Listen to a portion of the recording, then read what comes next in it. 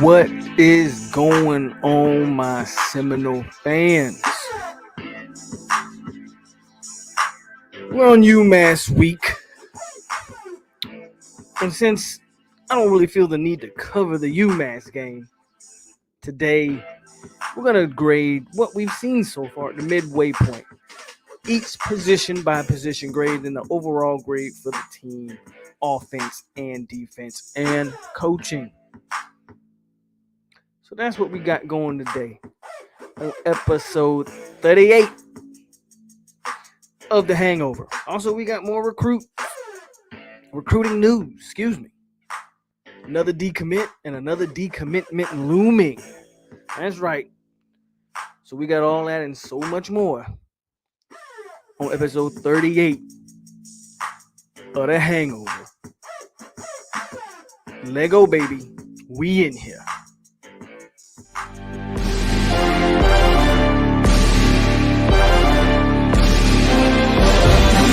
Represent your shit.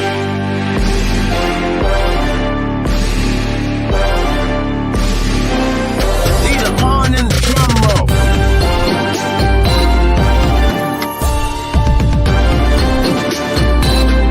Turn up,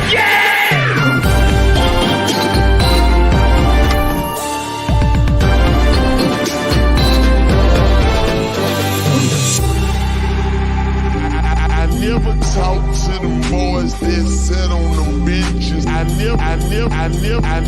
never talk to them boys that sat on them benches. I was in the game on 4th and inches.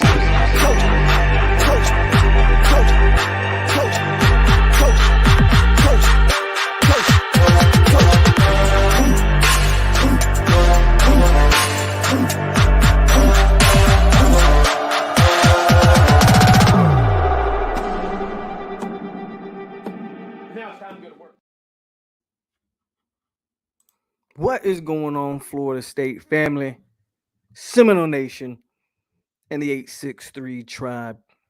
Is your boy POLK, a.k.a. a.k.a. the goddamn truth. And here we are, episode 38, The Hangover. Let's do it. Mid season grades. I figured, why not? Everybody else talking about it. Let's do some mid-season grades, disappointments, surprises, and what we expect in the second half of the season. And what should our expectations be? So that's what I want to do today. I figured this would be a little fun episode. But before we do that, we're going to also discuss a little bit of news. Again, not real news, man. If you've been listening to me, it's not real news. But obviously, we had a decommitment. I think yesterday or the day before, very recently, and we got another one looming. Again, I'm not here to downplay anybody, but these decommitments I told you were in the works. So I'm not saying they're not losses. I'm not saying they're not big losses. I'm not saying we wouldn't love to still have them. I'm saying we shouldn't be shocked or surprised. But before we do any of that, like I always tell you guys, welcome to my home. But before you come in my home, hit the like button. Before you come into my home, ring my doorbell, wipe your feet off, and introduce yourself. And you do that by hitting that like button. So go ahead and smash that like. And let's hit this roll call real quick. We still a little early. We're only 4 minutes in. So we'll wait a little while. And let's see if we can hit at least 20. Let's get 20-something people in here. And then we'll do the roll call. And then we'll go over the little bit of news we have. And then we're going to get into grading these positions, man. We're going to grade the positions. We're going to talk about disappointment so far in the first half, surprises so far in this first half of the season. And then we're going to talk about what we expect in the second half and who needs to step up in the second half to kind of finish the way I think that the FSU fans want this team to finish. You feel me? So So let's do that. And yeah, Brandon says, let's get 100 people in the chat. Hey, share it. That's how we're going to do it. Some people don't get the notification. Some people don't hit the little icon bell to let you know when I post the video, right? So some people just might not know I'm live. So share that video out, drop the link out there in your social media feeds or whatever. And let's let people know we here, man. We out here. We finna get it cracking. We finna get it cracking. I'm trying to wait a little bit before we do the roll call and then move on to what we really came in here to discuss. But I won't hold us up too much longer. So we'll wait a little bit longer, and people will start to trickle in as we continue to grow. That's usually how it works, anyways. But again, hit that like button and share the video. Let people know we out here, man. Let me take a drink. I'm gonna take a drink, and then it's water, by the way. I tend to not really consume adult beverages during the week.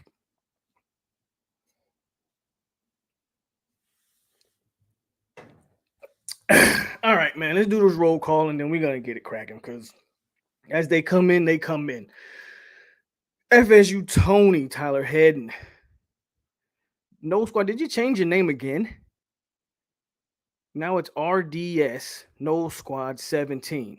What's up with you, man? Island Boy, Zozuki, John Shields, Jeff, Ardavius, EMG, D Thompson, my brother from Qatar. How's it going, man? Oh, no, you just got back. Oh, okay. Glad you're back. Glad you're back on American soil. I know that jet lag, that flight from over there is a beast. Believe me, I know. I know. Florida State loves Seminole Fire Water. Brandon B. Hurricane T2Y was going. Oh, excuse me, I forgot. Seminole T2Y was going on with you. Kusami, Panama Jack, Black Shear, Rose Jordan Hatton. There's a hidden message in your name. Okay. If anybody can figure out his hidden message, let me know. Let me know. Hit that like button, man. All right, let's do it.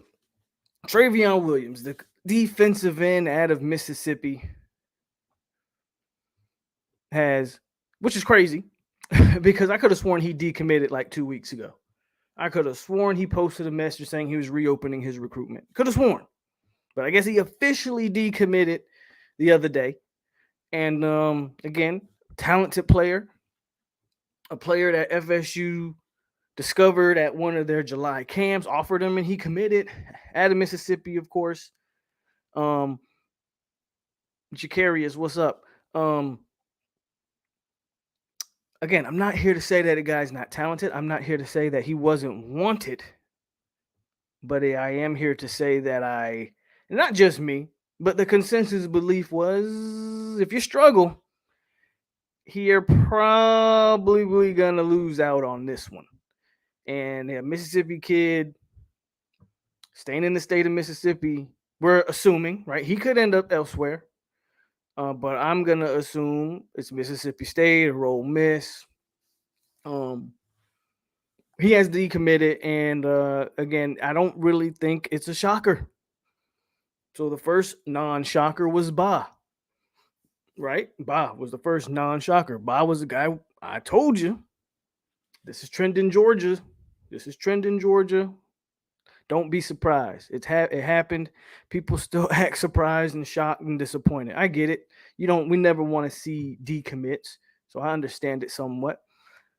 At the same time, I'm telling you, Travion Williams, Mississippi kid, that was going to be a tough pull unless FSU came out and had a great season. Well, you start 0-4, those type of things gonna happen. Now we got another one looming. Again, this one isn't a surprise. I mentioned him on the last show. I think the one before that. Antavius Woody out of Alabama. Seems like he's trending towards Auburn. So now he hasn't officially decommitted, but the news or the word out on the streets are that and Tavius Woody is trending towards Auburn. So that might be the next decommitment looming. And he's another one that I really like and want. One, because he could either be a center or a guard, or he could be a damn good defensive tackle. The thought process on him was a guy who he doesn't. This is not me, by the way. This is what has been reported. He doesn't have the grades, so I don't want to make this sound like we don't want him because of his grades. I'm not saying that, but the thought process, the conversation process on him was he doesn't have. He might not qualify. But we got on him early before the likes of an Auburn or an Alabama. And the thought was, even if we struggle, because we showed him love early before everybody else did, because everybody else knew his academic situation, is that he would return that love and give that love in return. And it kind of, from the looks of it, it might not end up being that way. I still don't know how his grade situation is, but the thought process was he's a kid that may have problems qualifying, but if you get on him early and he can qualify, you might have got a steal out of the state of Alabama. Well, it looks like he might be staying at Auburn. T2 White with the $5. He says, hope I don't have to cry in the car Saturday. That's tough. But I don't know what to tell you. NC State might be some people are saying NC State is the best team in the ACC. But people say they got the best I don't know, bro. I don't know what to here's what I tell you. Don't get your expectations up, man. Damn.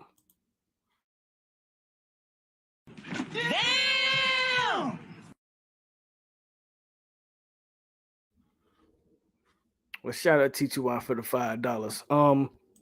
So yeah, man, that's really the only news that I got.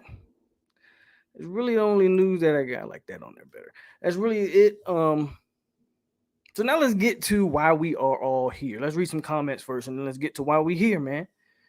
We're gonna grade these positions, bro. We're gonna grade these positions for what we've seen in the first half. But I see Crawford and Porter. I got Bud, J Play. I think Porter's gonna, Porter has a bully high work rate style. But I think I got Bud. T2Y, you gonna have the rest of the field to beat Manny Ash after that L. Y'all about to take. T2Y, I hope for your sake you don't have to cry, but I'm afraid it's probably gonna happen. Yeah, it's tough. It's tough. It's tough. It's tough. 2-5.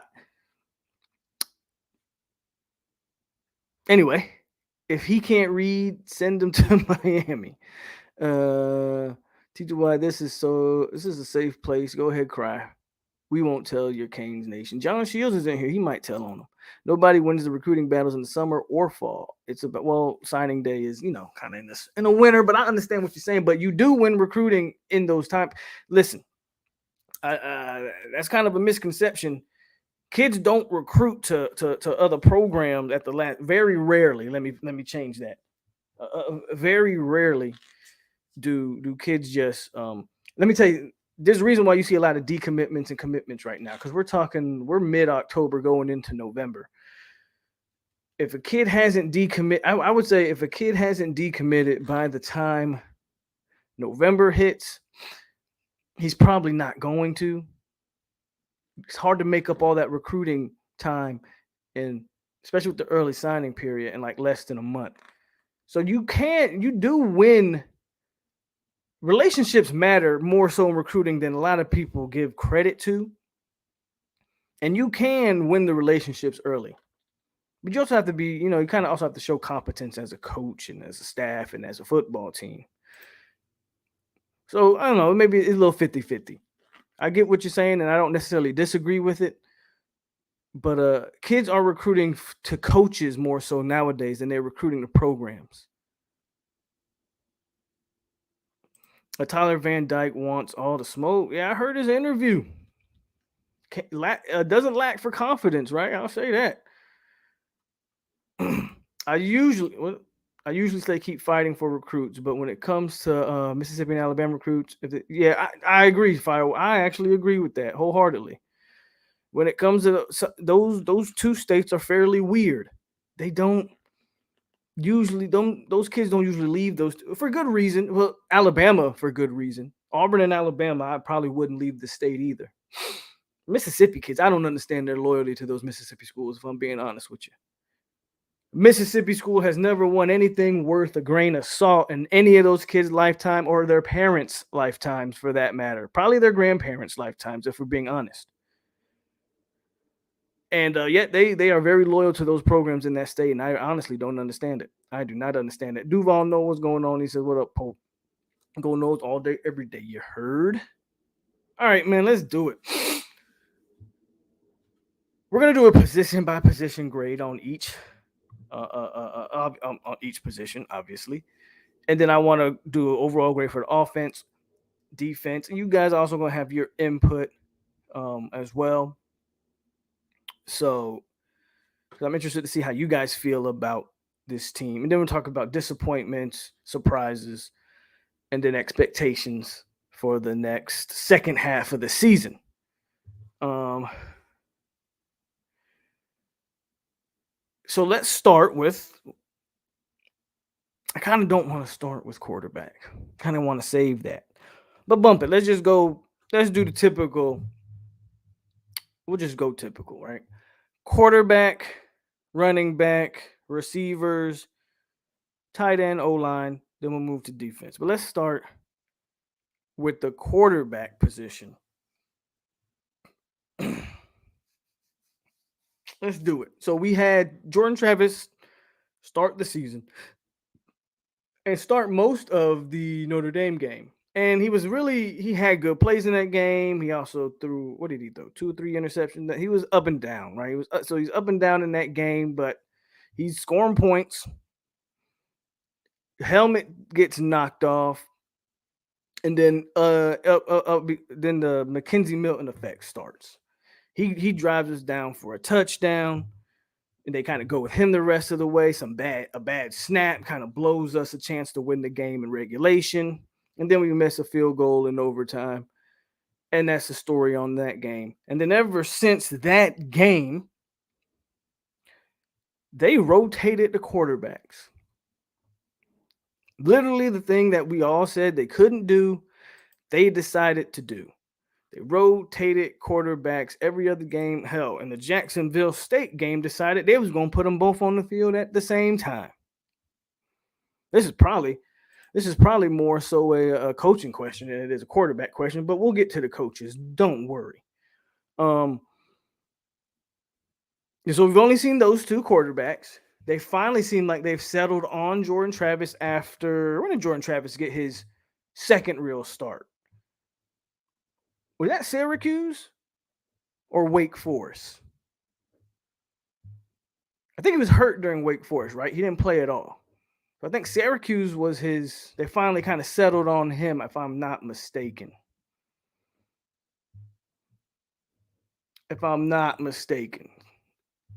Yeah, Syracuse. Okay, so that's what I thought. So Syracuse, they finally go back to trap, and that's where we've been. That's where we've been ever since. I have a whole different type of grade for the way they've handled this. And I kind of want to grade these two quarterbacks. We're going to grade them as a unit, but I think both guys, man, were really done. They were mishandled very poorly. But I will give Jordan Travis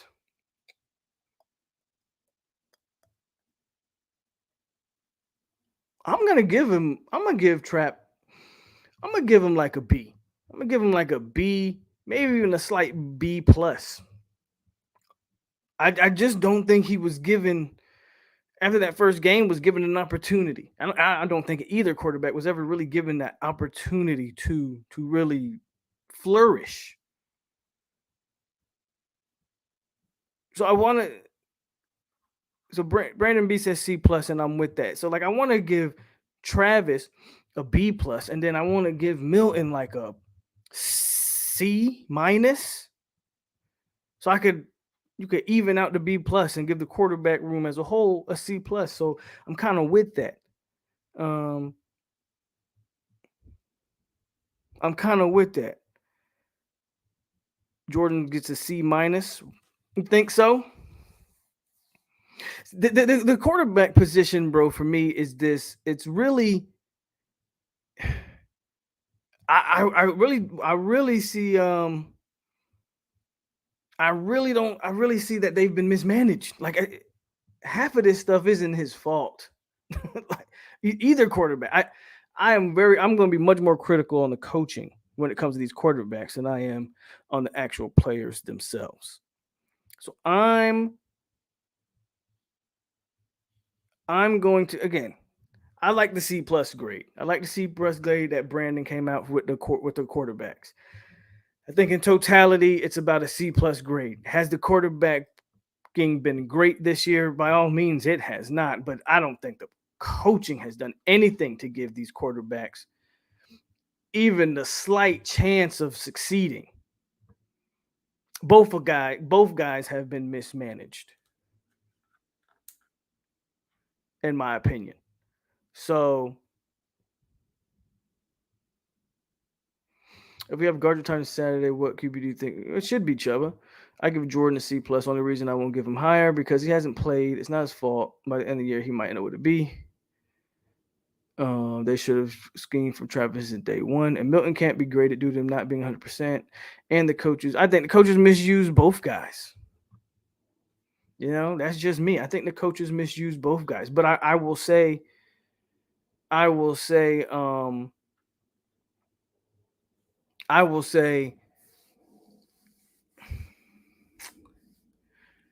he was given opportunity though, right? Mackenzie Milton was still given games and started in games. I mean, you know, he didn't play particularly well in some certain spots. So you just can't. I give Milton a C minus. Again, and I'm curving these grades because your offensive coordinator and your head coach did nothing to put those guys in a positive situation, in my opinion. But we can go on the quarterback probably for a while, right? But we're going to get back to the coaching there. Running backs. I think everybody has a pretty high grade for these running backs. That's how I look at it, man. That's how I look at it. Coaches cause a lot of unnecessary, you call it stress, just unnecessary everything. They put the team in unnecessary situations with they mishandle the quarterbacks, kind of for the second year in a row. But again, we'll talk about the coaching later. But like I said, man, if we go to these running backs, I think everybody's got. I don't know how you cannot have a high grade for the running backs.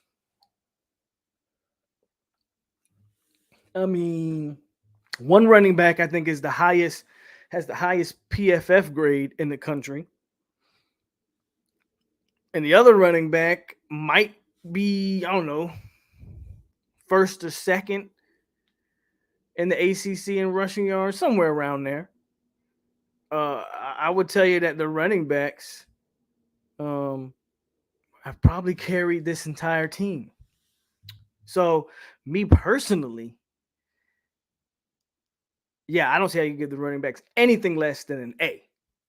I really don't.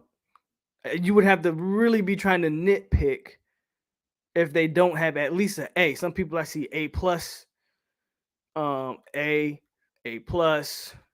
I was second A for running. Duval says B plus. Now B plus isn't a bad grade, but I would like to know why a B plus. I would love to know what can the running backs do better. Duval, no. If you're giving them a B plus, you're telling me they have room to improve. And to be fair, you always have room to improve no matter who you are. But I would love to know what do you think the running backs aren't doing that they don't deserve an A? Because I think, I don't know, no less than an A for me. I don't see, it's not their fault. Again, and we're going to get to the coaching. We're going to get to the coaching, but it's not their fault. They only get, in some situations, single digit carries a game. It's not their fault, that they break a 20-yard run and then don't see the football again for the next 2 or 3 drives. But that was in the past, right? After what they did in North Carolina, we're hoping they continue that trend going forward. So I will put that disclaimer out there. But again, that B plus, again, it's not a bad grade. I'm not picking on you, but you see everybody else, it's kind of going A. I would love to know if you think it's less than an A. Well, what's the criticism? Yeah, and Jen said they don't even fumble. Corbin had one fumble against Wake. That's it. They don't fumble the ball. They don't put the ball on the turf. What's the knock? I would like to see more breakaways from Ward. He's still a little slow. And Toafili did hold us back the first few games. Toafili, again, this is obviously a 1-2 punch at running back. I don't want to blame Toafili because of like I say this all the time. Toafili isn't going up and putting himself on the field. Okay, we're gonna get into the coaching. So again, when you put a B plus, again, not a bad grade. But I feel like your reasoning, as far as Ward's breakaway speed, again, he's a Dalvin. Dalvin Cook did not have breakaway speed. He is very similar running style, very similar build to Dalvin Cook. He does not have the breakaway speed, but that doesn't take away from the runner, in my opinion. And Ward pretty much iced the North Carolina game. So it's like, I think that's like a minor criticism. And Toafili, again, he's not putting himself out there on the field. Did I say Cook? I meant Freeman. Yes. I'm sorry. Did I say but Toafili, again, he's not lining himself out there. The coaches need to know who has the hot hand and go with it. That's not so much. I guess we're going to get to disappointments. So you might feel Toafili is a little bit of a disappointment, but the way Corbin and Ward have played, you don't need Toafili. He's just an extra body to have at this point. If we think he needs to gain weight or whatever case, and that's fair criticism, but they don't need him. They don't need him, and it's going to take carries away if you start trying to utilize him. Now they could use him in the pass game or something like that, but I don't know, man. I think this is obviously a 2 running. I mean 3 if you want to put Travis in the mix. I think this is obviously a 2 running back system. And I don't see too much criticism, in my opinion, for those 2 guys. Now, if you start trying to act like because if we're going to play that game, then hell, I could throw Corey Wren and say, well, this running back room deserves a C because Corey Wren can't contribute at all. And DJ Williams maybe has 2 carries on the year. You know what I mean? Like, I'm not going to pick on guys who aren't getting a bulk of the carries. The guys who are actually playing and getting a bulk of the snaps, I don't really think you can criticize.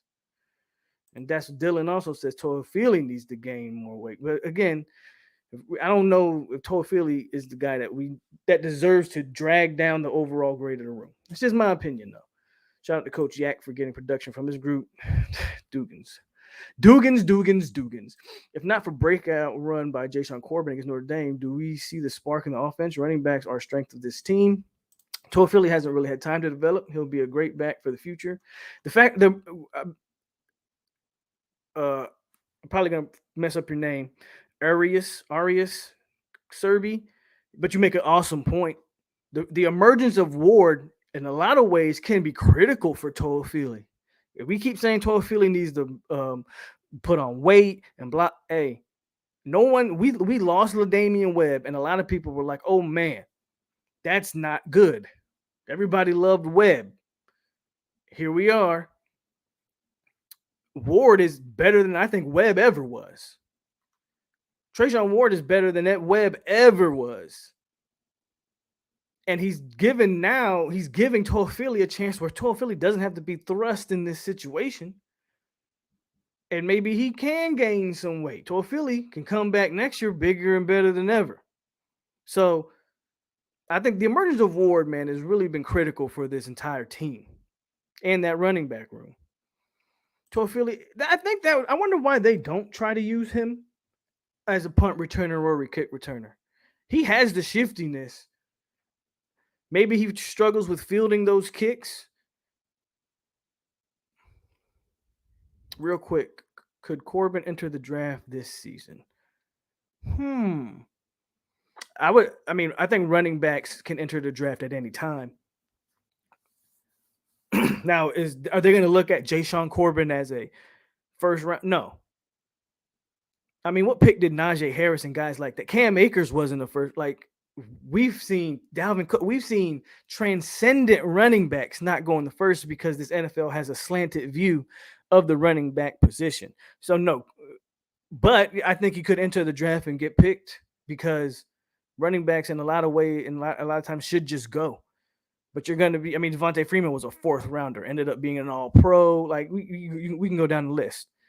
Running backs get a little devalued here, but if Corbin's getting good third or fourth round vibes, he should probably go because he's already suffered a serious injury so far. And you see what happened to Cam Akers this year. He tore his Achilles. Like, running backs don't have a long shelf life. Get in there, get your money while you can. But if he's trying to be like a first round pick or even a second round pick, I don't see that. But definitely he could be a vital, like a rotation back. It could emerge into something more, Former Florida State running back Chris Thompson has carved out an entire career in the NFL and never once was a featured back, but could just do so many different things, So go if you have the opportunity. They're the two best backs. I agree. Two best backs in the conference. I love the way Georgia uses their backs. You can have a rotation just in these different styles, like White, Milton, Cook, and McIntyre. That's a lot of backs. Why? Why do we think that? Why do we say these things? Why do we say these things? I don't know why people say, oh, man. I swear it feels like we just be wanting to run kids out of Tallahassee. We're the only people that do this. I swear to God, we're the only fan base that does this. They've been doing it with Hunters the whole season. I think Hunter's gone. Even though Hunter comes out every Saturday, every weekend, Hunter comes out and does nothing but reaffirm his commitment to Florida State. We do this. Why would Toafili's going to transfer for what? Why? Because he's not getting a few carries now? And he's a freshman? Hell, he's still technically a true freshman. Ward's going to return. Corbin, well, we got to see how his game, his grades play out, so to speak. His NFL grades, for that matter, just to be clear. Toafili has a long career ahead of him. Why would he's a running back. Why would he transfer? It is not like FSU's recruiting a ton of running backs to take his spot.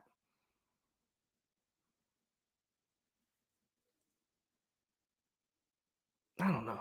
I don't get that. This isn't quarterback we're talking about. There's plenty of carries to go around, especially if he can find a way to emerge in other aspects in the passing game, which they do try to utilize him as a little bit.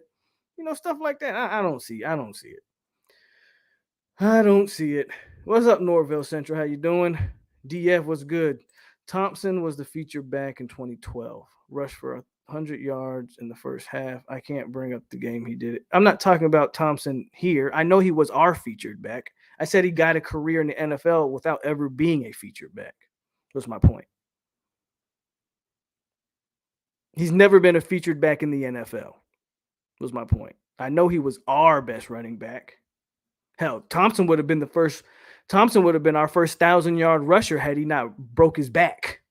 Like, we forget he broke his back. Go back and watch what he did against Wake Forest. I think we beat Wake Forest like 50-something to nothing. Go back and watch that one. I know what Thompson was here. In the NFL, he carved a nice career. I think he's still playing, as a matter of fact, but was never a featured back.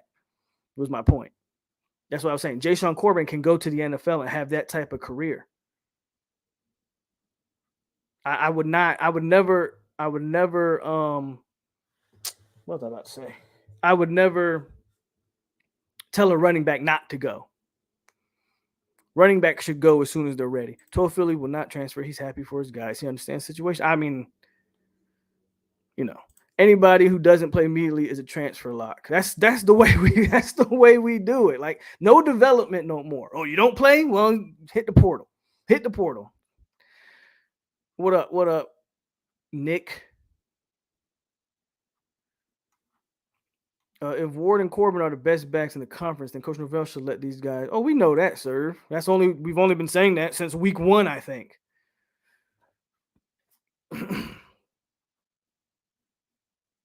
All right, man. We talked about these running backs. Go back when he beat Miami, right? I know he was a dynamic back for us. Okay, receivers. Now this one I already know. We're gonna have some mixed grades here, some mixed emotions on our receivers.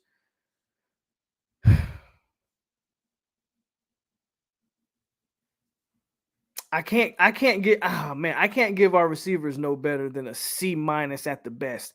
And for me, what's giving us a C- is Malik McClain and his potential. But Parchment's been and we're gonna get into disappointments. But I mean, we on the receivers. Parchment's been an utter disappointment. Pookie's been hit or miss like he usually is. I'll give Keyshawn's been solid, but then of course he had that drop against Jacksonville State. How can we ever forgive him for that? Because if he catches that, we win. You know what I'm saying? Brian Robinson's in the transfer portal. Ja'Kai Douglas has been good when he's been on the field. They don't use him in the receiver slot, like in the slot no more. I don't understand that. I think Williamson has been actually effective when they've used him, but they kind of just use him as it looks to me like they see him more as a yak guy. So they try to use him in the screen game and let him get yards after catch. Portier, however you pronounce it, but he's been kind of irrelevant this year. Haven't seen much of him. Jordan Young, is he even still on the football team? I think he is, but man, the fact that they can't find a way to, and I'm no big Jordan Young guy, but I would have thought, we talk about transfer portal, that's the guy that I thought would have been hit the transfer portal, but he's still on the team apparently. I see a lot of D's, and you know what, guys? I can't even disagree with you. I'm trying to be a little positive and say C- because I think Malik McClain is the goods. Burrell's been hurt, so I can't really judge Joshua Burrell, the other young guy. Man, not getting Dustin Hill here. And remember how high I was on Dustin Hill, and not getting him on this team this fall. That hurts.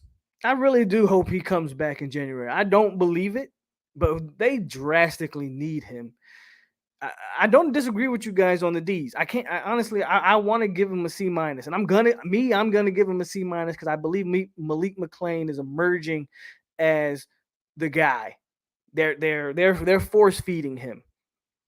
Obviously, they see a young kid with a ton of potential, and he's 6'5", and he's 200 pounds, and he's got all the talent in the world to be special, right? So they're force feeding him a little bit, and that's what unfortunately, that's what they have to do, because you don't have a lot of reliable receivers, man.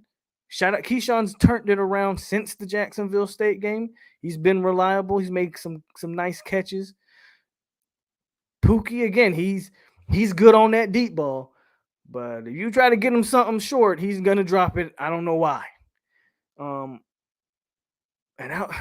outside of that, yeah. I mean, I see D's.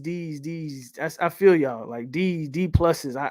What's up, Terrence? We're good with you, but I see y'all, like I feel you. I can't. I want to disagree. Y'all know me. I'll quick to disagree with you, but I can't. I'm giving him a C- because I just believe in that Malik McClain. But I'm with y'all. Like, I'm with y'all. The only reason the receivers aren't an F is because of their run blocking. That says all it has to say. Freshman holding this one freshman is holding this core up, because if it wasn't for him, and I think the threat that it's not like he's getting a ton of yards, it's not like he's getting all of this, but you can kind of see things starting to click for him, and the team's got to account for him, maybe to open some other guys up.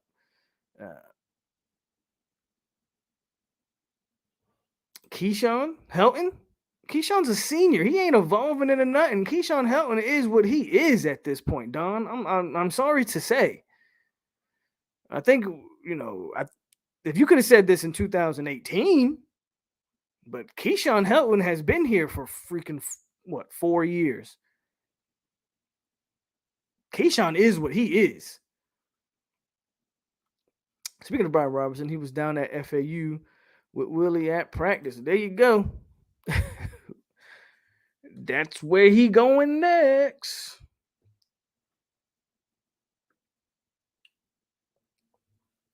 Amusement park. Robinson, Douglas don't understand it. Dugans has been bad at recruiting, and he hasn't been. That's the crazy part about it, Dylan. You're absolutely right about the development.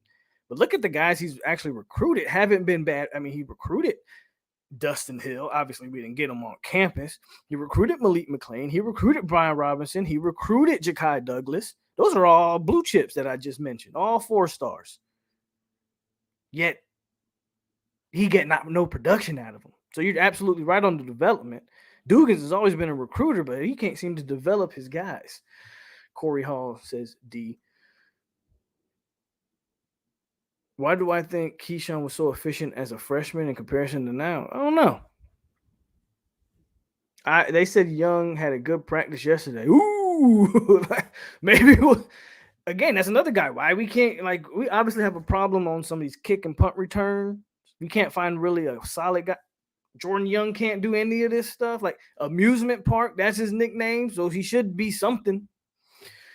If it's Dugan's fault, he just can't get production. He heard Jordan Young is getting on the field this week. Okay. Again, I don't have high expectations, but it would be kind of cool to see. I'll be honest with you. Hell, can we get someone out there? Pookie, McLean, and Helton all did well against UNC. Hopefully, Dilly schemed these boys open. I see promise from our young guys. Our old guys are who we thought they were. If you're holding out faith that Pookie is going to turn into this and Helton's going to turn into that, like at this point, guys, they are what they are. They are what they are. I would give Parchment and Wilson a C. Parchment has played below expectations. I give him a higher grade only if I see progress and see Malik McLean, how fast he develops. Okay. Wilson as a whole, I would give a D-. Most of FSU's receivers either quit, transferred, or were told to leave. I don't know what John talking about.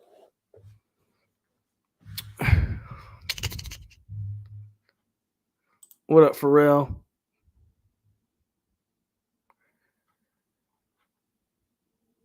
Hey, Polk, don't you think a lot of the wide receiver production has a lot to do with QB and O-line? O-line, no. We're going to get to that O-line.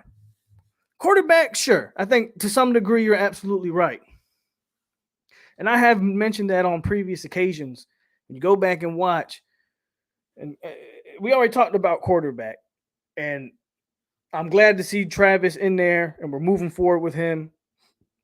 But as Travis giveth, he taketh. And again, you just have to go back and watch the film. Travis does leave plays in the passing game to be desired. There have been plays that Travis has blatantly missed, whether he didn't trust himself to make that throw or just didn't see it. So to be fair, yes, wide receiver production and quarterback production and the way they've mismanaged the quarterbacks can be linked. But there also has to be something there of drops and, just bad route running and not being on the same page. Like I can't remember the game. I don't know if it might have been JSU game or the Louisville game. I feel like it was one of those red teams we played. Milton was the starter, and they were going for a fade in the end zone with Parchment. But Parchment is blocking, and Milton's looking his way, and Parchment's blocking the entire time. Well, your senior receiver should have known to play. Now, obviously there was a miscommunication, like stuff like that. But I do agree that some of the missed opportunities do fall on the quarterback.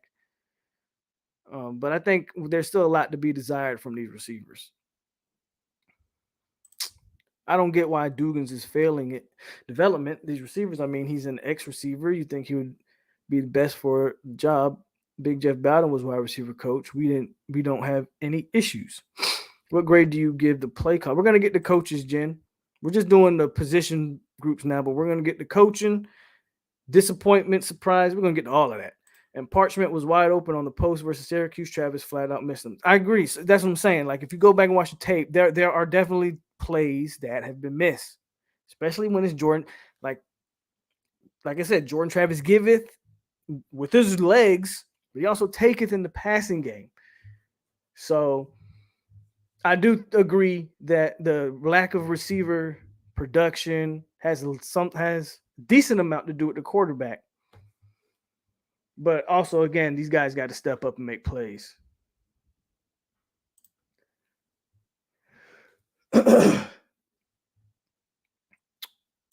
But we all kind of got the same feel on the receivers. Like D's, they leave a lot to be desired, obviously. So I think we're all in agreement there. Tight ends. I think the tight ends started off slow. But they've starting to utilize these tight ends. Really, I feel like since, it might have been Wake or Louisville. One of those, they really have starting to key in on the tight end. Cam McDonald gets about 2 or 3 plays specifically designed for him where they just try to get the ball in his hands and let him run down the field, which I like. They probably should do that a little bit more. I remember coming on here and asking, why the hell do we have 9-8 scholarship tight ends and they don't target them? This was like after the Jacksonville State game and all these other games, right? But I think that the tight end position has been a fairly bright spot. I wouldn't give him like a super high A grade, but I think a solid B, C plus, even B minus, somewhere in that area, I think has been. So I think Wilson is about what we expected. He's a big body, helps in the blocking scheme, and he can kind of get out there and pass when the team's not really keying in on him. He can sneak out there and catch a ball every now and then. Cam McDonald is obviously your go-to receiver at the tight end spot. And again, they're starting to dial up a little bit more plays for him to kind of let him get the ball in space and use his legs. So I like it. Preston Daniels comes out there every now and then. Wyatt Rector has gotten a touchdown. So I like that they're rotating them. They're using them. They're using them as H. They use Preston Daniels so more so as like an H-back type to kind of put him in the backfield as an extra block. I like what they're doing with the tight ends. I mean, you have that many of them, damn it. You might as well use them. So I like what they're doing with them. They can do more, especially in the passing game. Like we're sitting here and we're saying that our receivers are lackluster. Like that, we're all in agreements, right? Our receivers are lackluster. Let's flex Cam McDonald out wide and try to get a mismatch on a small DB. Like, let's be creative with these tight. You recruit so many of them. Like you thought the need, again, not knocking the kid, but you thought Brian Courtney was a take. Current tight end commit in the class, was unranked, didn't have 1D1 offer, but you thought he was a take. So you value that position. Well, get creative with the position. You got Kobe Gross, and Jackson West, and Cam McDonald, and Jordan Wilson, and Wyatt Rector, and Preston Daniels, and Marqueston Douglas, Carter Boatwright. You got 8 freaking tight ends. Use these guys, man. Get creative with them. Cam McDonald's your receiver. Put him out. Try to get him in mismatches on small DBs. Give him some jump. Like, again, we're gonna get to coaching, and that's where like you're gonna see me have a little bit different energy. But I'm giving the tight ends a solid B for what they've been asked to do. They can be asked to do so much more, and I think they could do it if you gave them an opportunity. That's just me. Let's see what you guys are talking about. Dylan says a B. C. Excuse me. C. I also don't like how they use the tight end. I'm gonna give the tight ends a C plus. C. I see they were using 2 tight end sets. They've been using a lot of 2 tight end sets this year. Solid B, C plus, C plus. Tight ends, I give a C, a solid C. Tight end run blocking is a B. Got 7, 8 tight. Right, Dylan. You got 8 of them. Literally, I just named off 8 scholarship guys on tight ends. Jordan Wilson has been a disappointment in his opinion. I don't. I guess my question, Ardavius, would be, what did you think he was? Because I never thought Jordan Wilson was like a receiving threat. I always knew that they were going to use him as a big body. So I don't think Jordan Wilson's been a disappointment from what he's been asked to do. Kobe Gross I don't even think he's played. Tight ends misused as well, and blame the OC or game plan for not using them enough. So I think we all kind of agree there. Like, a lot of solid, like they're average to above average. So I would agree with that. The tight ends are average to above average, but I don't think it's for lack of trying. I just don't think again, you have 8 of them. Use them. Use them. Create mismatches. Use them. What do we have 8 tight ends for? And we only use 2 a game, maybe 3 on a good day. So, offensive line. Offensive line. This one might, I don't know. This one might be different. We might have a lot of differing opinions on this O line. I remind you, they did not give up a sack or a tackle for loss against North Carolina. So I'm gonna preference my comments by saying this. I think when that O line has been healthy, and that has been the problem this year, is that they've been banged up. Robert Scott has missed games. Maurice Smith has missed games. Donta Lucas is no longer on the team.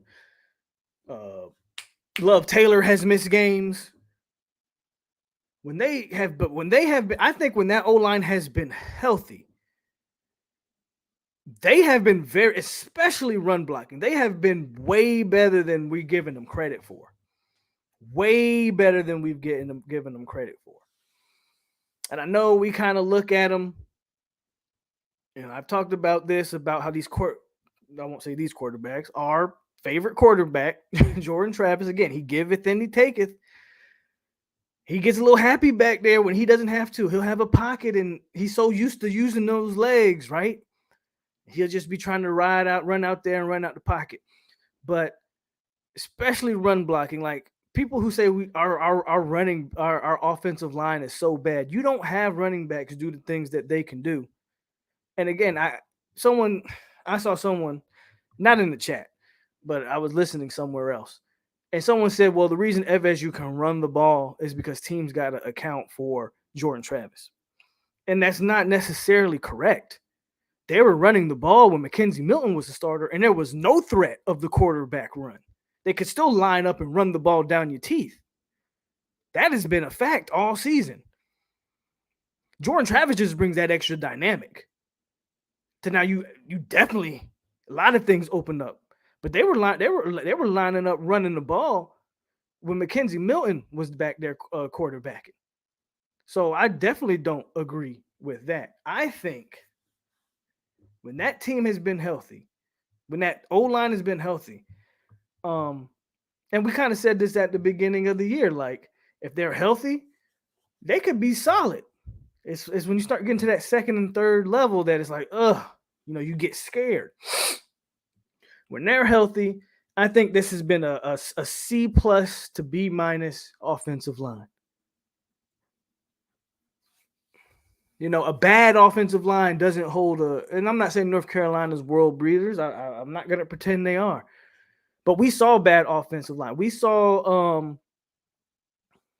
remember that bad offensive line? What team was that we played when DeAndre Francois was getting beat up by an FCS school. Was that Citadel? Like, what team was that? I forget it. I don't remember if that was Citadel or who the hell that was. Y'all remember? That was a bad offensive line. We couldn't block those guys. We don't have a bad O-line. Do we have a line that needs improvement? Sure. But we don't have a bad offensive line doesn't go a game and not give up one tackle for a loss or one sack. It just doesn't happen. Samford. I don't know. I always say Citadel. Samford. That was a bad O-line. They couldn't block those kids. Last year at time definitely was bad. We've seen bad O-lines. This offensive line is not bad in my opinion. C+, B-. That's how I feel. I honestly feel that way about the O-line. Bad O-lines can't produce holes and again, we can run on just about anybody this year. So bad O-line, we don't have that. Do we have we still have a growing O-line, that's for sure, but we don't have a bad one. I agree with Zoe. He says you don't have two good backs with that O-line. Like we saw Cam Akers run behind bad offensive lines and how that looked. Cam Akers had to fight. Cam Akers, if I'm not mistaken, was leading like the nation in yards after contact behind the line of scrimmage. Like he was getting hit before he could cross the line of scrimmage and was still running for 900 some yards, almost 1,000 yards and stuff like that. Like we saw our running backs don't have that problem this year. Now we can pick out plays offensive lines get beat sometimes. But our running backs are not. Treshaun Ward, bro, is not getting touched until he's damn near at the linebackers and he makes guys miss in space. Same thing with Corbin. Corbin's running through the secondaries of these teams. Our offensive line has done a great job, in my opinion. And I think C+ to B-. They can get better in some areas, but I would say C+ to B- on that O-line. I feel our O-line is going to be decent next year. Do we need to get better in the red zone? We do need to get better in the red zone, though. Cam was fighting for his life. Yeah, that's what I'm saying. Like, we've seen a talented running back run behind a bad O-line to know what that looks like. That's not what we're seeing this year. These guys have holes to hit, and they're hitting them. Not getting touched in a lot of cases till they're in the secondaries. I think that's a big difference in what we've seen. I think Dilly and Novell are scheming and working to JT's strengths. Hope they keep it up. I think we all hope they keep it up. So that was the offense. So offense as a whole, O-line used to get all of them killed. Blackman, Francois, Akers, they used to all get killed. Offense as a whole. So we gave what? I gave quarterback. I think I gave quarterback a B. Shit, I don't even remember. I should have wrote it down. I gave running backs an A. Receivers like a D. Tight ends a C. O-line a B-. Just general grades. Here's the problem, though. I think we can look at each individual position and say, those guys are playing fairly well. Those guys are leaving a lot to be desired. Through 6 games. Now, here's the thing. I don't think this trend continues. But through 6 games, I can't give the offense anything more than a C-. The offense has been one of the reasons why we started off 0-4. Now, this is going to go to that other part when we start talking coaching. So keep that in mind. But it's hard for me to give the offense anything more than the C- with all of that stuff we just said. Because the offense has just flat out lost us football games. If we could score points against JSU, we win. If we could have scored points in the first half against Louisville, we probably win. No bad snaps against Notre Dame, probably win that. Like, the offense has killed us this year. Because I don't think anybody had I didn't have any predictions that the defense would actually play how they've been playing. Now, there's still stuff to be desired there. But that defense looks way better than it did last year. Way better. Way better. I can't give the offense anything better than a C-, man. And I kind of feel like I'm being kind there because I've been very critical of the offense. But I also think when we get to that coaching, we're gonna have a lot to talk about. As a whole, C plus. That's a whole C. Aiden thinks B. Montre says C. We'll see. We will see a future starting O line in this upcoming class. Hello, Wanda. How are you? Where's the DJ run? He's there. I mean, I know, we want to see him, but I don't want to take Ward or Corbin off the field. So Robert Lasser says, "POLK, I can't wrap my head around it. How the hell is our wide receiver group is not that good? Where you got these no-name teams out here with two and yeah, I agree. Like I said, it's not like Dugans hasn't recruited them. He's recruited them. Go check the stars by some of the kids' names. He ain't developing them, bro. Healthy Travis, healthy O-line is a solid C+. I blame JSU, though, on playing. I agree, Jen. I absolutely agree. I've blamed the majority of this season on calling, not the players. Ardavius says D-. Oh, Ardavius being tough on that offense. And I really can't blame you. I honestly can't blame you. Zoe gives him a C+, and John's grade doesn't count because he's a Miami fan. So your grade doesn't count. Need to see DJ on short yardage. And even then, like, I know we want to see that, but has Corbin or Ward been bad in those situations? I don't think so. I think we're fine, man. I think we're fine. There were I blame JSU on the players too. I feel you. There definitely was mistakes by the player. Again, we talked about the Keyshawn Helton drop. If you catch that, we're not even having a discussion about JSU, right? If he just catches that, I agree. You can't blame that on the coach. Wholeheartedly agree with you on a play like that. That's just, come on. That's just, But I think a C- for me. I'm giving that offense a C-. So let's not waste any more time. Let's go straight to that defensive line. Well, I'm gonna split the defensive line up into ends and tackles because I really think honestly I could probably get a whole unit of A. Bump it. Let's just get into it. Defensive ends are A+. A+. Jermaine Johnson is a mid-season All-American. I don't know if you guys seen the article. John just, okay, POLK, make it an F then. Well, like I said, your grade doesn't matter. So, Jermaine Johnson is a mid-season All-American. He probably will be an All-American this year. He would be a finalist for the Bolitnikoff and all those other great awards. Jermaine's the real deal. I remember when I went on Mark Rogers TV and I told people to watch out for Jermaine Johnson. I said, there's probably not too many defensive ends as good as him in the conference. And I got laughed at on this show. Love Mark Rogers, but that has not his fault. But I think a lot of those fans in that chat are looking pretty dumb right now. And again, I said it before and I'll say it again. Keir Thomas, if he had the sack numbers, would be looked at like Keir Thomas has been just as good, if not just as effective as Jermaine.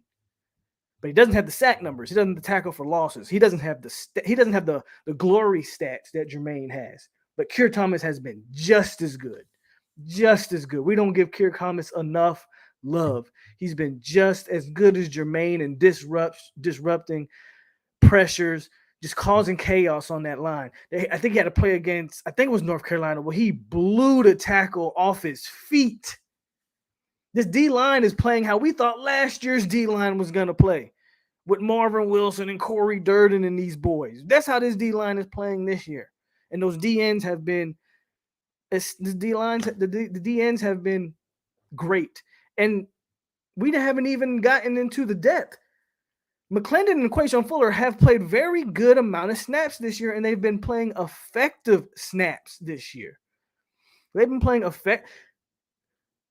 McClendon and Fuller have not just been bodies. They've actually been able to cause pressures and beat their guy every now and then. That brings the depth element to it. Cushney was kind of a miss. I think Cushney's leaving a little bit to be desired.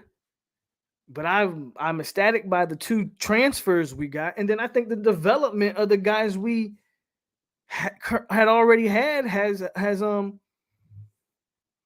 development of the guys that we already had on the team, I think, is starting to show some fruition. Like come to fruition is what I'm trying to say. McClendon and Fuller, if you go and look at last year, they were liabilities when they were on the field, and they have not been liabilities this year. They've held their own, and that's when you say, okay, I'm starting to see development. And that's just at the defensive end. You go to defensive tackles. I know people are going to love this because of my opinions on good old Uncle Odell, and I get it.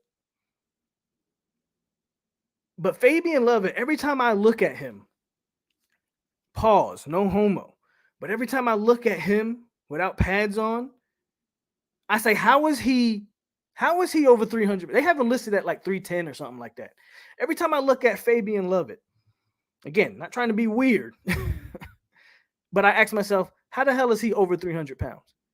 Fabian Lovett is built like he's 260 pounds. He looks, but I'm talking about just from like the chest up, like Fabian Lovett is so well put together as a prospect, especially for the NFL. Like, I think this guy has a bright. Fabian Lovett does not look over. He just, I don't know, man. He looks everything. He looks the part. He looks exactly Panama. The dude looks like a linebacker, but he's a 300-pound defensive tackle. It's ridiculous. That's what I'm pretty much trying to say. When I look at Fabian Lovett, I'm like, there's no body fat on this dude. Absolute monster. Lovett looks like he has to be like 260. But again, when I see him on the field, he's not small. He's not smaller. He's smaller than Coop, but he don't look out of place at defense. Like, he doesn't. When you see him without pads, the dude looks like he's just a linebacker. But when you see him, on the field, he looks like a defensive tackle. It's weird, but he's been a monster. He's been the best defensive tackle you had. I wish Briggs was healthy. Briggs added so much to that room. But give Coop his props. He's been that nose tackle type. And if we want to talk about the depth, hey, Montre just mentioned Malcolm Ray, Jarrett Jackson. These are guys who I didn't expect this. Again, remember, preseason, I was sitting here telling y'all, I am not ecstatic about this depth and the defensive tackle room. I said we had a good three. I said Briggs, Lovett, and Coop. And after that, you're grasping for straws. You're hoping.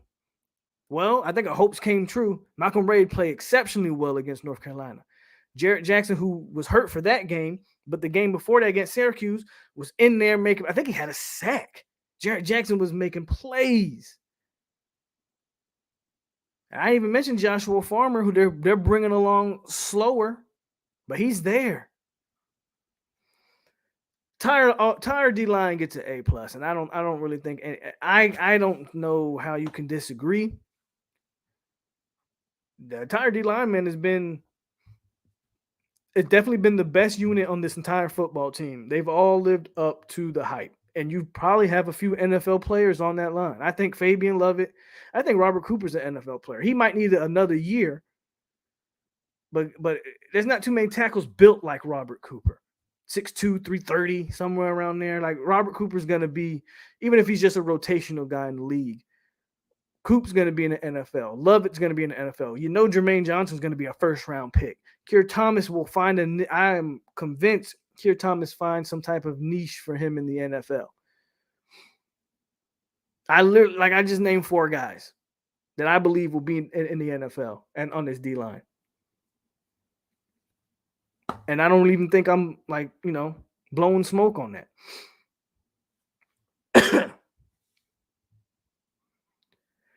A+ is elite. I don't think the D-line is elite. At FSU, we know what elite looks like. I don't know, man. Maybe I'm wrong then. You don't think it's elite? I mean, I guess maybe a little more depth would make it elite, but it's hard for me to say Jermaine Johnson alone is an elite. I agree with that, Zoe. I said that before. I said I think Jermaine and Keir are the reason why this team hasn't even quit. I think they're the main reason why after 0-4, this team didn't just up and quit. But let's move on to the linebackers. I think we all kind of feel the same about this defensive line.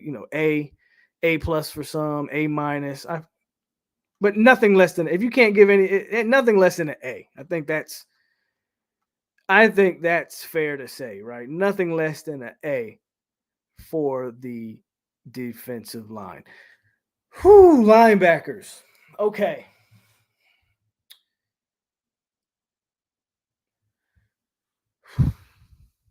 This one's tough because I've not been happy with the backers at all.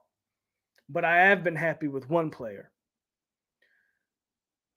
and that's Deloach. I think Deloach looks like a FSU linebacker. I'm not calling him on the high tier end of FSU linebackers, but Deloach is good. Deloach is good. Not great. He's good. And everything after that, man, I can't even. What did we say? We said the receivers were D's. I can't. I think the linebackers are the worst unit on this entire football team. So if I go by that, I can't get. I got to give them damn near Fs. I don't think our backers are better than our receivers, and we can disagree. I don't think our backers are better than our receivers.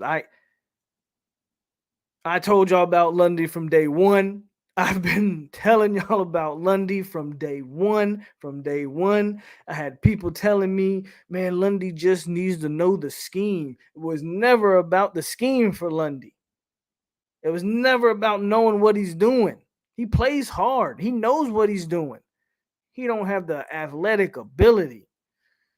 We don't see Steven Dix.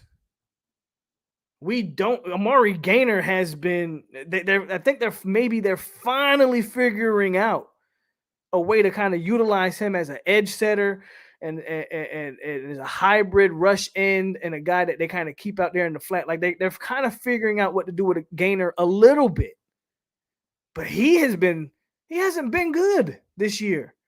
Again, we're talking the entire 6 games in the first half of the season. Gaynor has not been good. We're 2-4. Gaynor has not been good.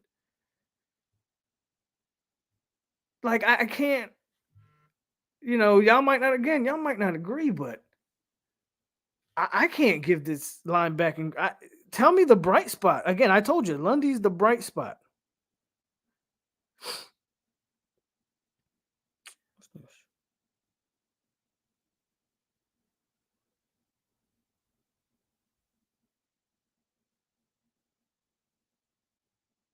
My bad. What?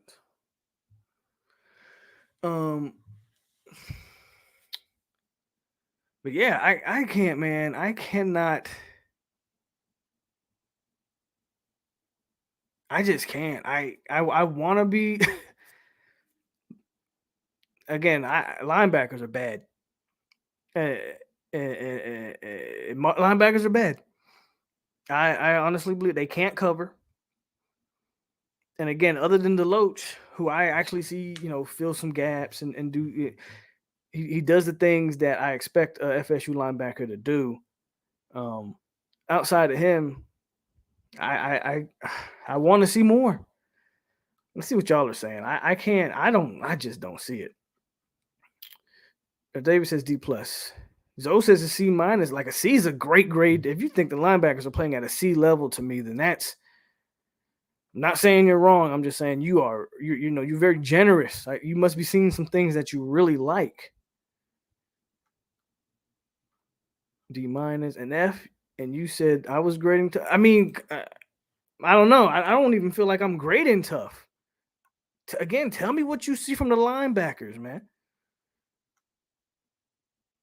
Tell me what you see from them. So now, is it Amari Gaynor or Marv the issue? I think Marv is the overall issue, but I mean, Gaynor hasn't been good. I can't give Gaynor a pass at this point, even though, again, I don't know. They don't know what they literally in one offseason said they were going to stand Gaynor up at Mike Backer. They did all of this in one offseason. We're going to put him at Mike Backer. Then we're going to put him maybe at Will. Well, you know what? Actually, he's going to be more predominantly rushing the passer. They in one offseason, this past offseason, they probably moved him around 3 or 4 times, and they still don't know what to do with him. I'm not saying Gaynor is not at fault for some of the play, but damn.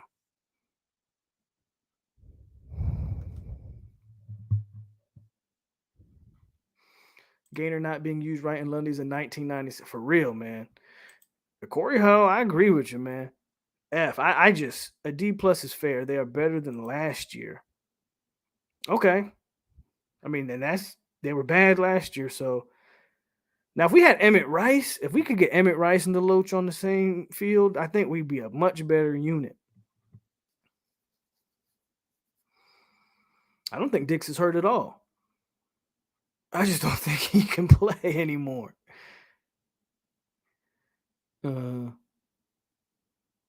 Yeah, Dix got so swole, but he got worse at it. He got big. He looked the part, but he got worse.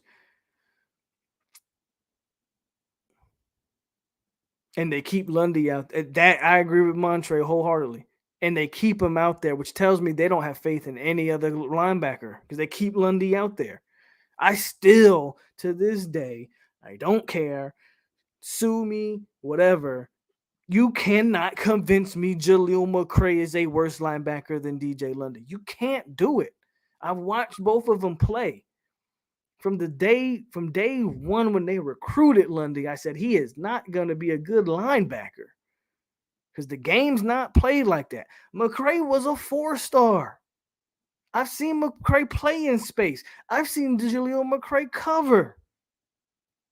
I don't know if Jaleel McCray pissed in Marv's cereal, got some.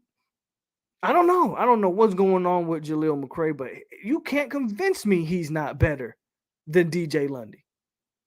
And I will die on that hill. I will die on that hill.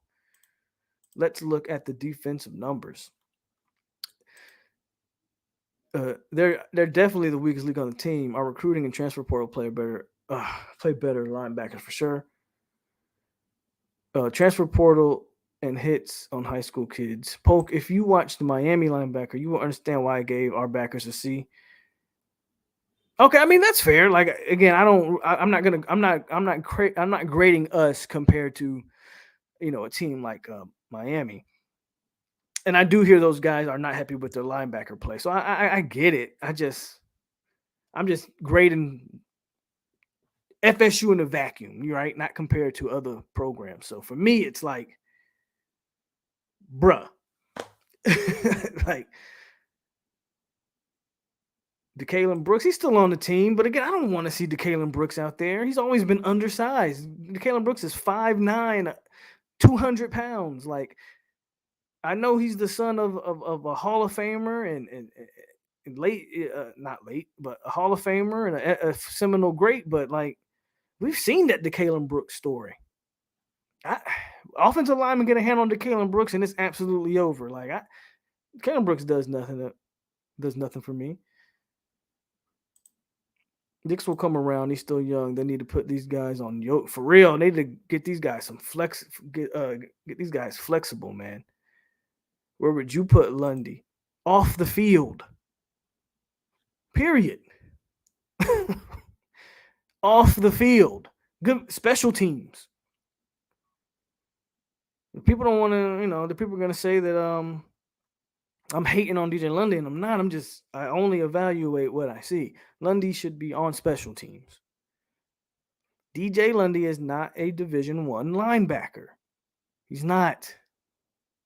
And quite frankly, in this age of football, if you're not using him as a lead blocker, he's not long enough to be a defensive end. And can you put another 60 pounds on him and get him in at defensive tackle? If you can, maybe you do that. Other than that, he's off my football field. Period. Marv must have a daughter. I don't know. I feel like the backers is one of the hardest position groups to have success with in the portal. I agree. I think you got to develop those guys. I agree with you, Tyler. I think you got to develop those guys, man.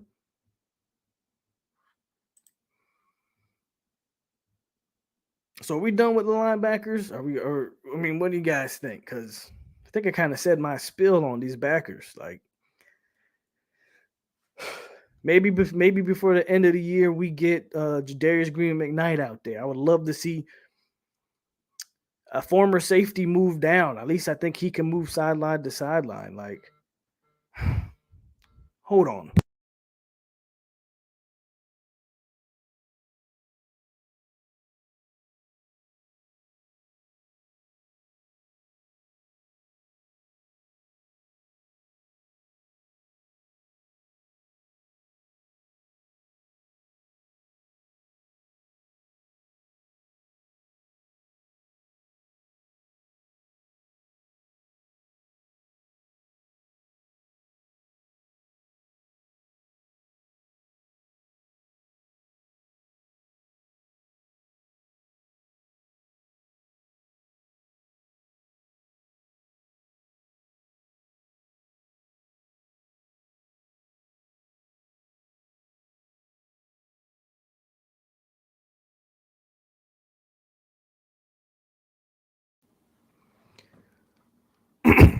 Why don't the coaches try Jaleel McCray at the linebacker anymore? Yeah, that's what I said, Rashad. I don't get it. I don't get it. Yeah, they moved him to linebacker, but we haven't seen him on the field. So again, that's how I feel about these linebackers, man. And then we got secondary. Let's do the secondary, man. I don't want to waste no more time on the linebackers. Again, I think worst group on the team, and the only reason why they're kind of even acceptable at this point is I think the defensive line has been so good that they're giving these linebackers room to maneuver and play. But anyway, secondary. Um, I don't know. Secondary's kind of tough too. They were they've been they've been hit or miss.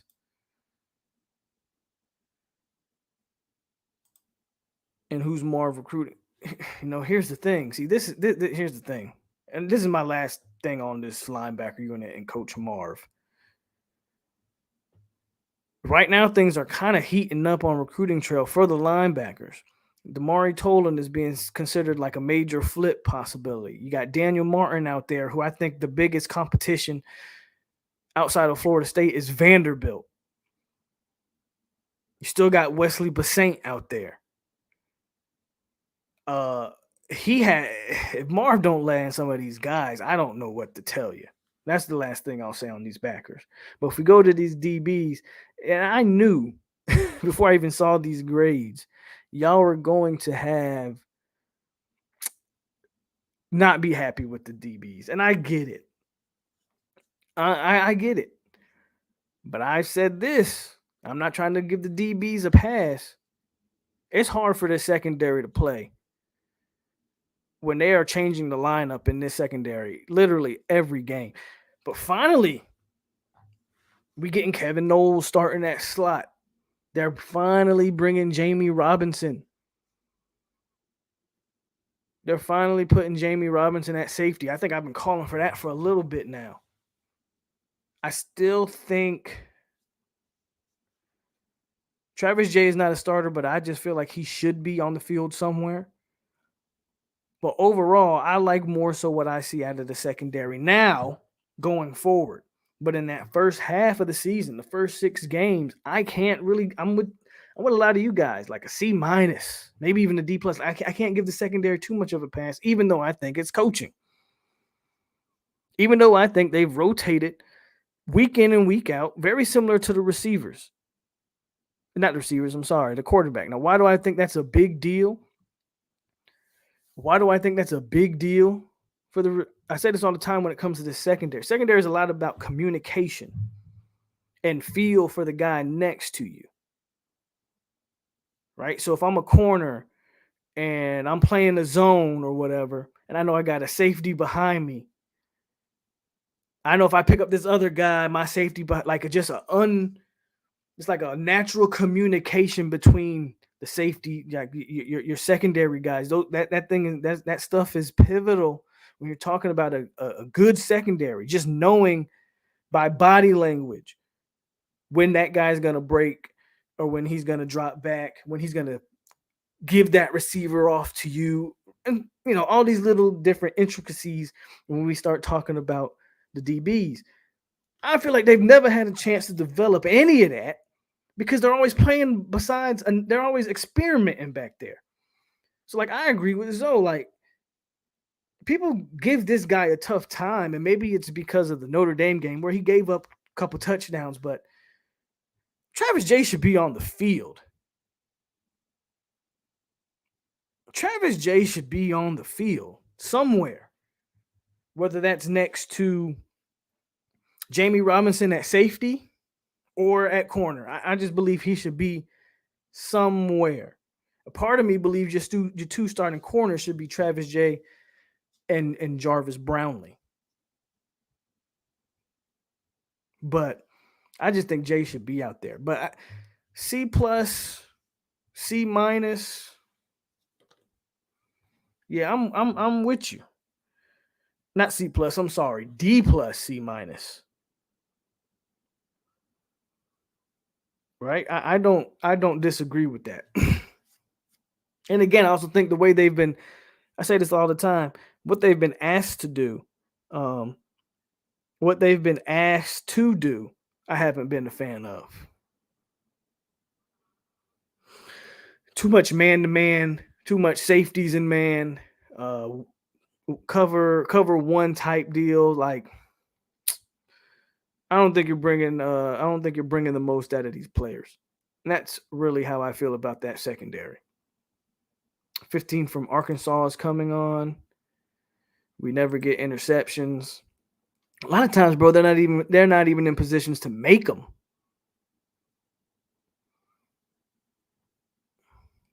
I think that I think that is the biggest problem in our secondary is communication.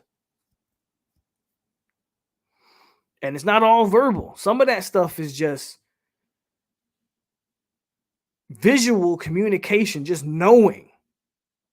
But it's hard to get that no when one series I'm playing besides Omarion Cooper, and the next series I'm playing besides Jerry and Jones. They play the game differently. They do things differently. They have different body movements, different habits. You know what I'm saying? It's hard to build a rapport, in my opinion, in the secondary when they're constantly rotating guys. Do you think overall we've been better against the run on defense versus the pass? Yeah, absolutely. I said that about that look how we that Notre Dame running back, how he stuffed the run on those guys. I don't think they hit 100 yards that game. Now their quarterback lit us up for like over 300. But absolutely. Look at the running back at Syracuse. He ran for 140 something yards in the first half against Clemson. He didn't do that against us. So I think we definitely have been better against the run than the pass. Definitely.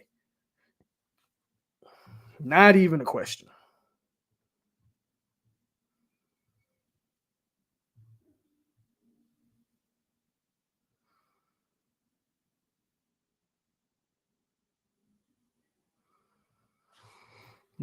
Jay needs to stay at safety. They haven't been playing him at safety this year.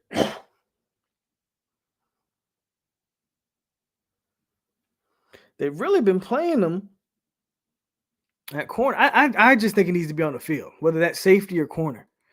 I think he gets a bad rap at corner. I don't like when people say he just needs to be a safety. This, in my opinion, I'm not saying you're wrong, but why do we act like he can't play corner?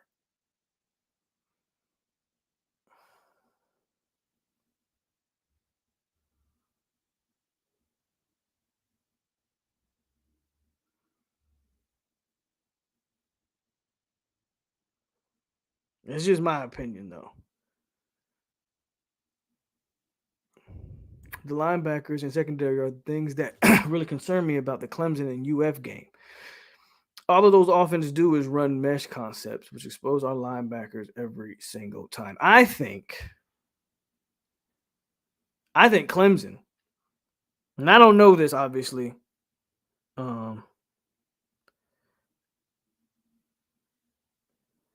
I really think Clemson is going to run DJ on us.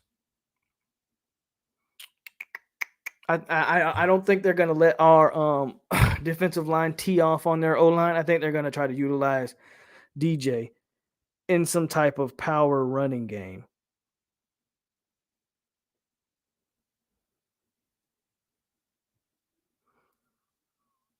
So I really believe that.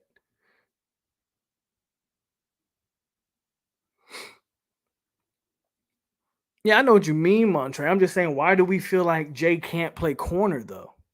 Because I just disagree with that. You say this, okay, you say to see the field better. Okay. I think fans saw Jay against Notre Dame and think he's bad. It's like he wasn't in position. Those are really good plays. Yeah, I said that. We said that against Notre Dame. It's not like Jay was burnt or in a bad position. You know, like it's not like he had bad. That quarterback just threw really good footballs. And, sometimes you win some, you lose some. And I agree with you. So I feel like people look at him in that Notre Dame game, and just from there is like, they've soured on him.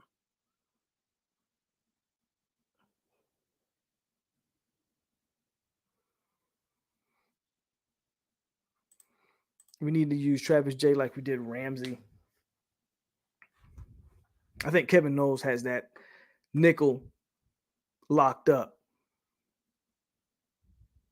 If they try the power run game, they will lose. Well, I don't know about that. Not if you're going to load up and try to. I mean, DJ is 250 pounds. 250 pounds. And we haven't exactly done well against running quarterbacks. Look at Syracuse. Look at Matt Howell. Well, we beat North Carolina, but Matt Howell still ran, or Sam Howell. I said Matt Howell. Sam Howell still ran for over 100 yards. Cunningham at Louisville had a game, right?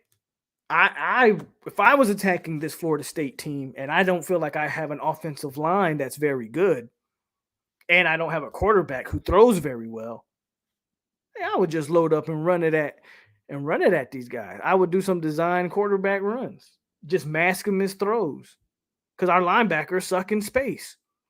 I bet you DJ Lundy couldn't catch DJ Ukulele. I bet you he can't. And even if he could, he'd, and the guy that can catch him in Deloach probably gets ran over by DJ. DJ's not a small boy, if we're being honest. Like, if I was attacking this defense, that's how I would attack them. That's just me. I'd mask the pass, and I would just power run with DJ and throw off of that. I would throw off of that. So that's just me. DeMore Tate hasn't played. Personally, I don't think we're big enough in the interior inside line run defense with the star. What have we seen from DJ that we know he can run? It's honestly his problem. He won't run. That's why I said I would just call runs for him. He might not run in a traditional pass game, right? Where you say, stand back in the pocket and try to figure it out. But I would just call runs for him and just mask him his passes is what I'm saying. Because I know he can't throw. I've seen him try to throw footballs.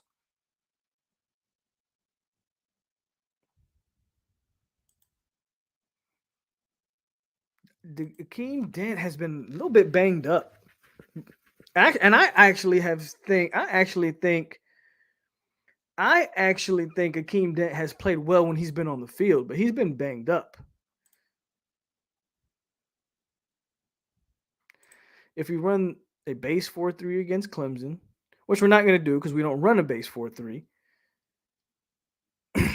and live and die off man-to-man, we can beat Clemson. Make DJ throw contested passes. That says you have to stop the run, right? So I like what you're saying from our perspective, right? Make DJ beat you through the air. I don't disagree with you at all. I'm saying if I was coaching Clemson,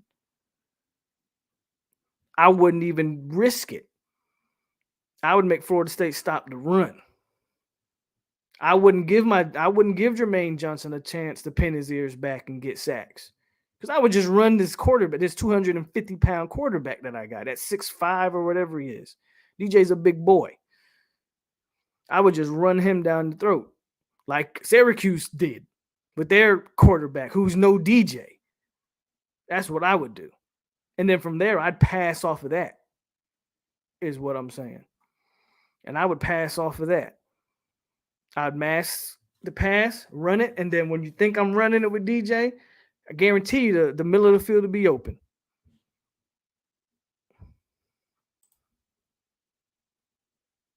Norvell, them should attack Clemson and Canes, how all of them, just like other teams that beat them, and attack their weaknesses.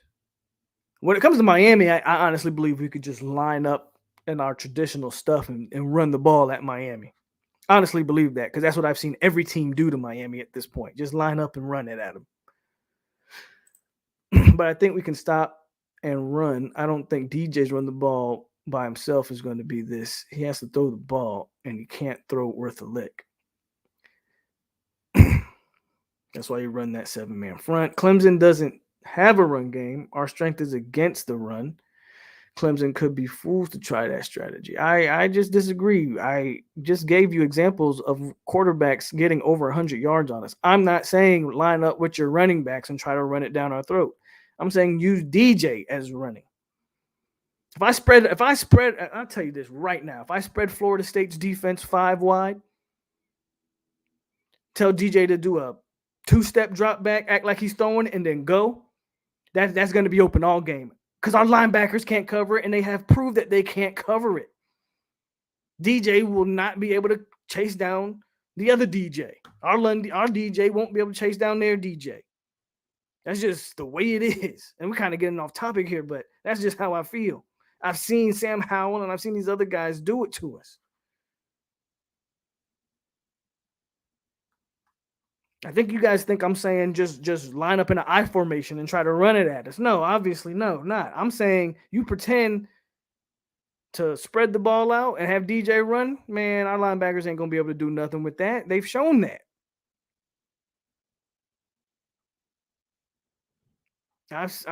We've seen that.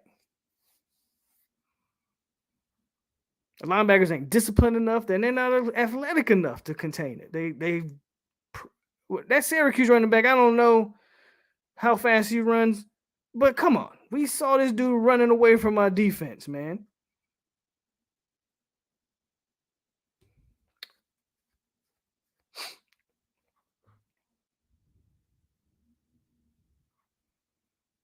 Don't know if you're big.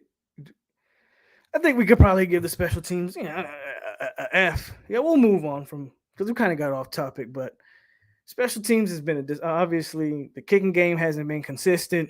The return game hasn't been consistent. I feel like we cover kicks and punts fairly well, if you want to talk about that.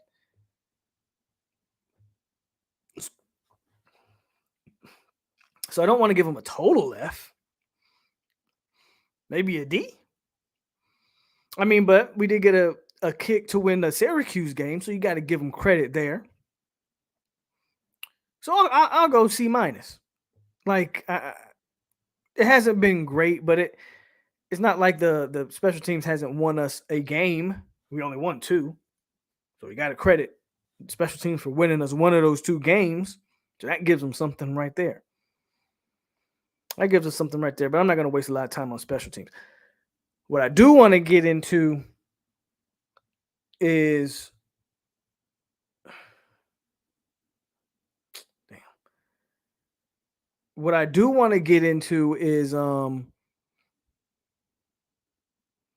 biggest disappointments and surprises. What are you guys' biggest disappointment? Let's start with disappointment. Who or what is this year's biggest disappointment? I have my belief.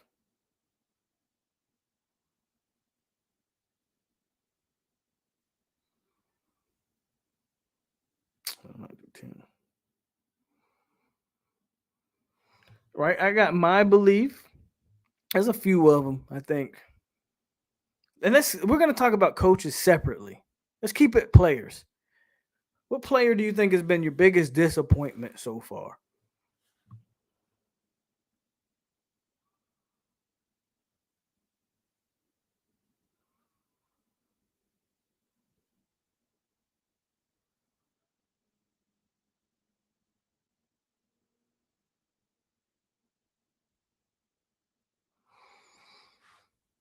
Somebody said Norvell. Parchment. I think Parchment is going to be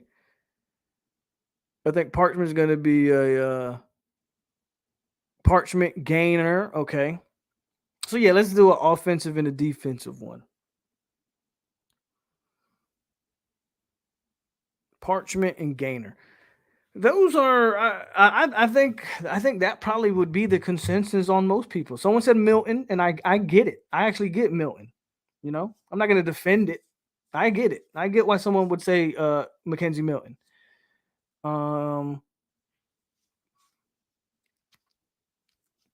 So I think Parchment is definitely one of mine, right? Milton and Gainer for Zoe. I get it. 7 on both sides. Lucas. Okay.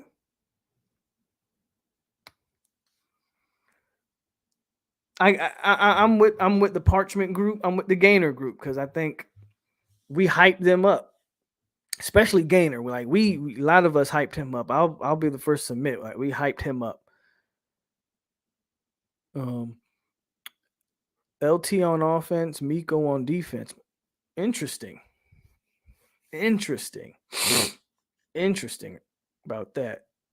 Dylan's got a lot of disappointments. Lucas, Dotson to me never really. I guess I didn't have high expectations of Miko Dotson. I don't think. What up, John? So that's that's kind of that's me. I didn't have high expectations for Dotson. I would say Jarian, but I'm not gonna say Jarian. I think Jarian has played.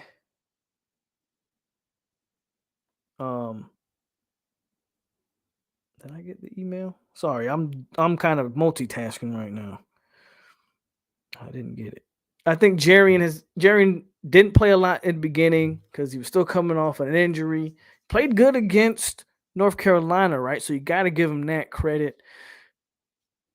Travis Hunter breaking his leg. Apparently, it's not that bad though. Apparently, he's not that bad.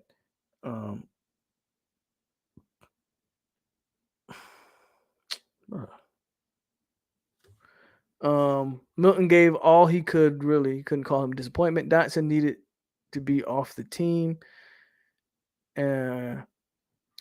Jalen says the only thing about Milton is he missed 3 years of football. What did we expect for him? Not Heisman. I mean, I feel you, but we did hype him up. Like, I'm not gonna lie. Like, we hyped him. We hyped him, man. Especially after the spring game. I was one of them. I was like, hey, if we get what we got there, Milton's gonna be the dude, in my opinion. So if you're disappointed in Mackenzie Milton, I 100% understand. But for me, I think it's Parchment. I just expected so much more from him. And Gainer, obviously, because I just expected so much more from him. I'm trying to think. I feel like I have other disappointments. But that has a lot to do with coaching, to be quite honest with you. I'm trying to think of some more players that kind of, I'm like, I expected more from you. Dix is definitely a disappointment. They took a chance on Milton, just like that corner. That one, man, that cornerback we took, that was just a waste of a scholarship. We could have used that on another O lineman. Speaking of O-line, what do we think? What do we think about Dylan Gibbons? Has he been? I don't think he was hyped, but I think we all thought we were getting a solid football player there. And I would say he's kind of lived up to expectations. In my opinion, I think Dylan Gibbons has lived up to expectations. Again, to me, he's not a guy who was super hyped, but I think we thought we were getting a solid offensive lineman who was going to come in and play. And I feel like he has. I feel like Gibbons has lived up. I think he's lived up to what we thought we were getting there. The injuries have obviously not helped.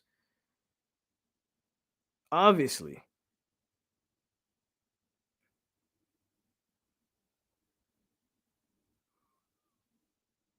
Okay, so why is my email not coming through? Gibbons is solid. Tate, all the hype he had coming in. Tate who? Demore Tate? I can't call Demore Tate a disappointment. We haven't seen him play football yet. 2-4, hard not to be disappointed in the whole team. Right, true. Might as well talk about who we think is surprising. Okay. Gibbons had a slow start because he was out of shape. He's been solid. Dix was a starter last year. Gibbons has played good enough. I agree with that. That's what I think about the O-line. They have played good enough. I changed my pick from Dotson to Dix. Them offseason videos was just for show. Dix got offseason muscles. That's all he got. That's all he got. Gibbons been solid. Glad he's returning next year, hopefully. All right. So I think we all kind of got our disappointments out the way. So who's been your surprise? And you can't use Jermaine Johnson. So we're just gonna cut that off right now. Who's been your biggest surprise, but you can't use Jermaine Johnson? And some of us ain't really surprised by Jermaine, but you can't use him. No Jermaine Johnson.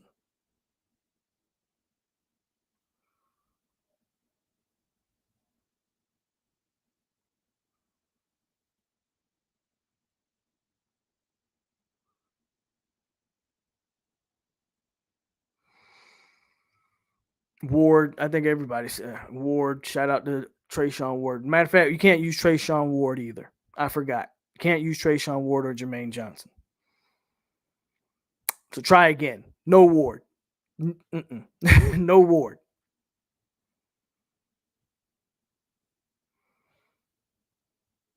Deloach. Okay, that's fine. That's fair right there. Deloach. D tackles playing. Yeah, I'm with you there. I'm with you there. Darius Washington. I love that one. I think for me, it's been Robert Scott. I think we all knew Robert Scott was fairly good.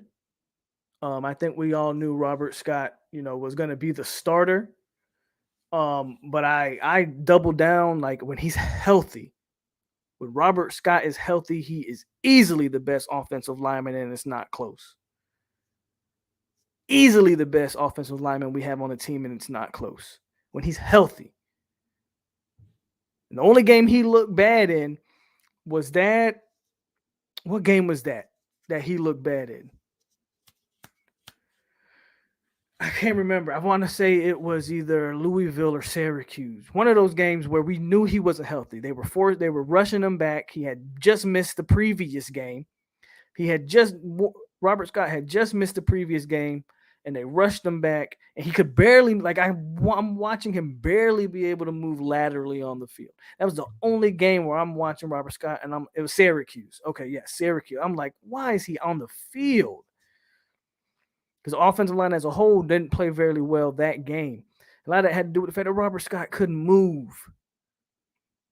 Now go watch him against North Carolina and see how he looked. Go watch him against Notre Dame and see how he looked. Well, Robert Scott is healthy. I thought he would be good. I thought he would get better. I didn't think he would take the step he's taken, in my opinion. I don't think FSU has too much to worry about at that tackle position going forward. And Robert Scott could play either right or left tackle. Good night, John. Thank you for showing up. So for me, Robert Scott has been a surprise.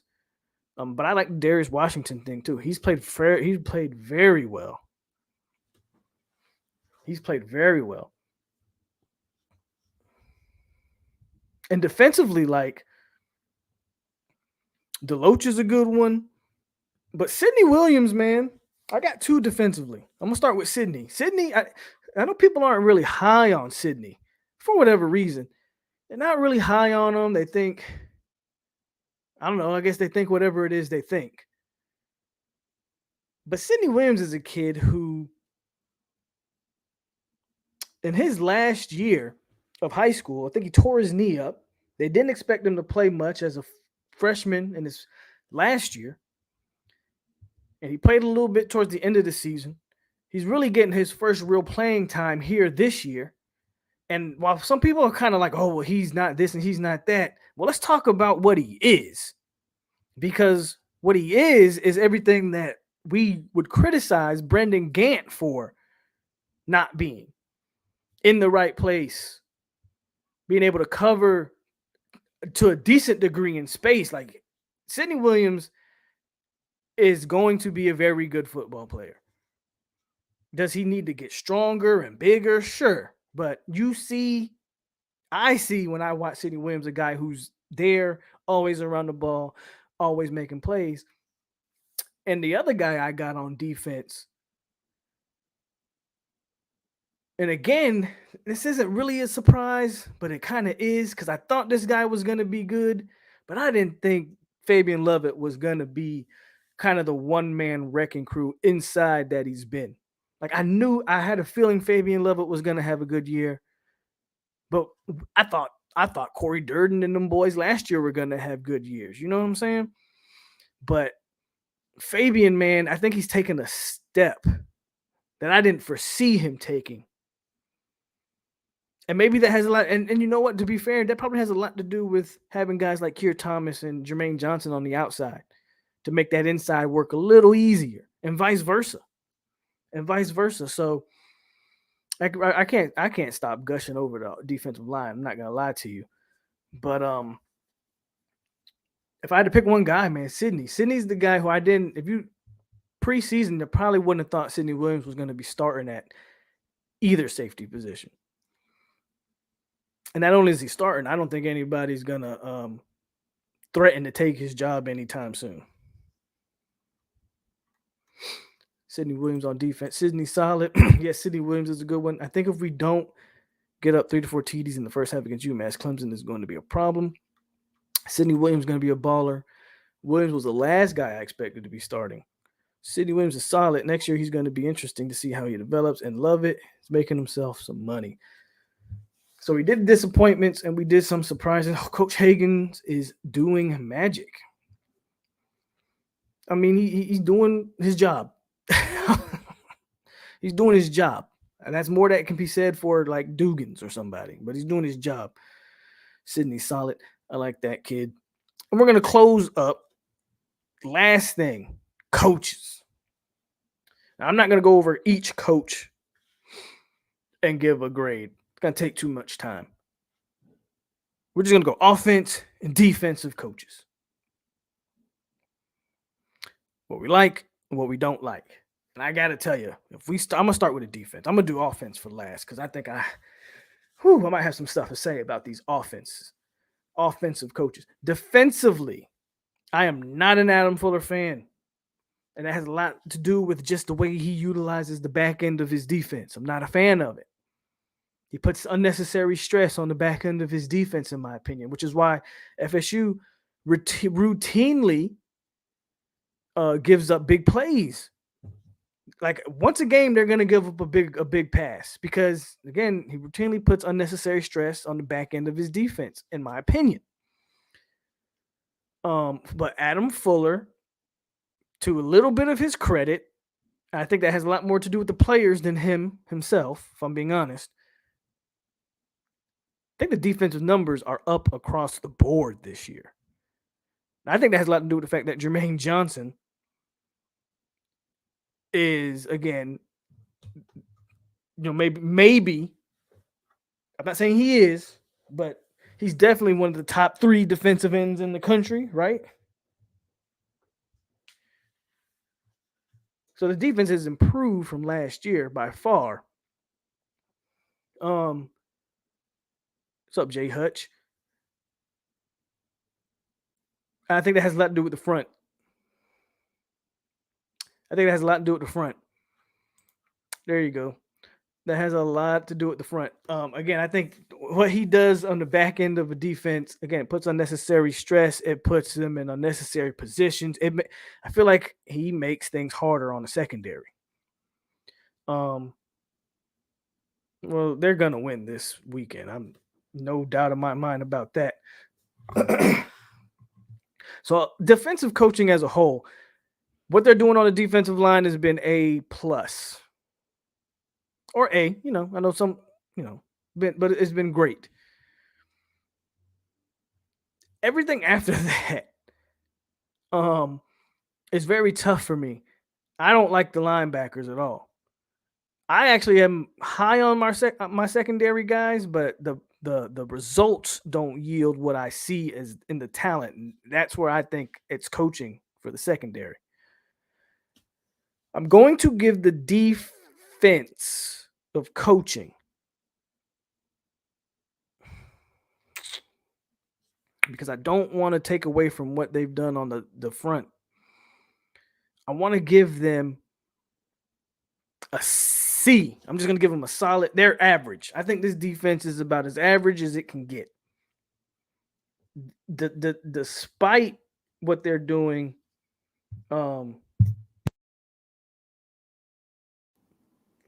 despite what they're doing in the front, the defensive front, everything after that, man, I'm not high on these linebackers, and I think that's a mix of coaching and just talent. I think secondary, we got a ton of talent, but I don't think our defensive coordinator knows how to rock with it. I'm giving it a C because at least we can stop but at least we have a identity defensively, which I couldn't say last year. I didn't know what we were doing last year, but we can stop the run and we can get to the passer. I can respect that, and that's a recipe to at least have your team in position to win some football games. You can stop the run and you can get to the quarterback. You can win some football games. I'll give the defense enough respect to give them a C. No more, no less. You can't just completely give them a D or a D minus because I think then you're disrespecting what this defensive line has been able to do and generate this entire year. Giving the defense a D is disrespecting guys like Jermaine Johnson and Keir Thomas, in my opinion. And even a guy like Kalen DeLoach. I see guys out there playing hard. I see guys out there I don't see quit. So I gotta give them a C. So you got to give them credit for having these guys engaged, having these guys playing hard, having them not quit. Let's get to the back end of the scheme is where it really dips for me. But hey, what they've done with the front, I'll get a coaches a solid C. I think again, you can get to the passer and you can stop the run. I can give these coaches a solid C. So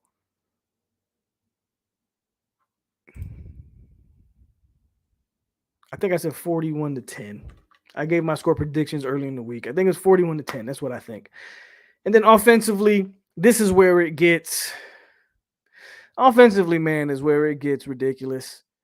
I'm giving them an F. Through 6 games, I'm giving them a flat out F. And the best you can get me to give them is a D minus. And I'm going to tell you why. This team, these coaches put this offense in unnecessary situations. You lost to Jacksonville State. You didn't know how to use your quarterbacks. You didn't want to commit to the run game, even though it was obviously what we did the most. The offense, Kenny Dillingham comes out here week after week defending Wildcat. Now you don't run it no more, but you defended it so defiantly. They have been so boneheaded and stubborn offensively with what they've wanted to do. If you had a competent offense from game one and you stuck with it, this team is better than a 2-4 team right now. At worst, we're at least 3-3 going in to play UMass. Like at worst, we should be a 500 football team at worst, and we're 2-4. And that has a lot to do with what they did offensively. And I cannot and will not forgive them for that. They mismanaged this quarterback situation. Again, they did exactly what everybody in the chat and myself and around Florida State media said they couldn't do. And that was rotate quarterbacks every other game. And they literally did that. They literally had a couple games where they put both quarterbacks on the field at the same time. For what? Just to do some stuff.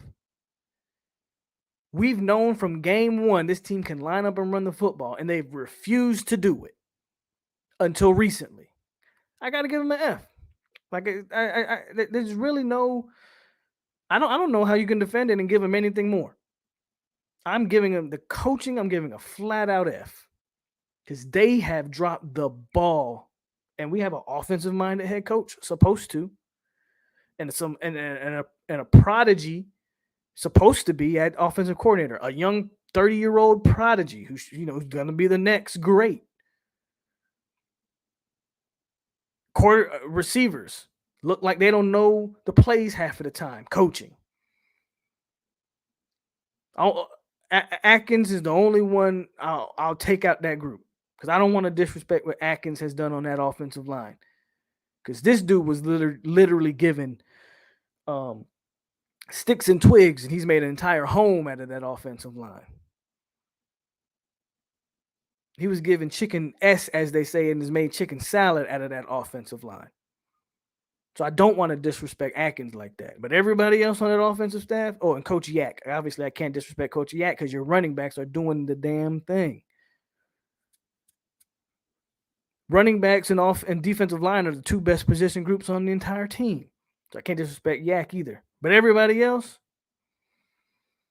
you get no pass from me. You get no play in my ride. Now, hopefully, we understand at the North Carolina what we are, and we run that for the next 6 games. So by the end of the year, we're having a different conversation. But through 6 games, it's hard for me to say that this staff deserves anything more than an F. And if I want to keep Atkins and Yak in there, they bumped the grade up a little bit to D plus. No, I think D plus is even too much. D. They drop it. Coach Atkins and Coach Yak bump them up a letter grade. That's the best I can do. That's the best I can do. So I don't know you guys' opinion on offense, but again, they've dropped the ball offensively. There was no reason. There was no reason, and that's the thing. No, that's the thing, Tyler. There was no reason. They just were doing it. Again, that's just stubborn. That's what were you thinking? Why do we have to go into every single game questioning who the quarterback was? Why couldn't you just commit to a guy? You seen him all off season. Shout out to, all the guys that covered him throughout the offseason. I thought Milton, was what he was, but people who covered the team was telling us. They were flat out telling us Travis has been the better quarterback all offseason, and I didn't believe it. I'll admit when I'm wrong.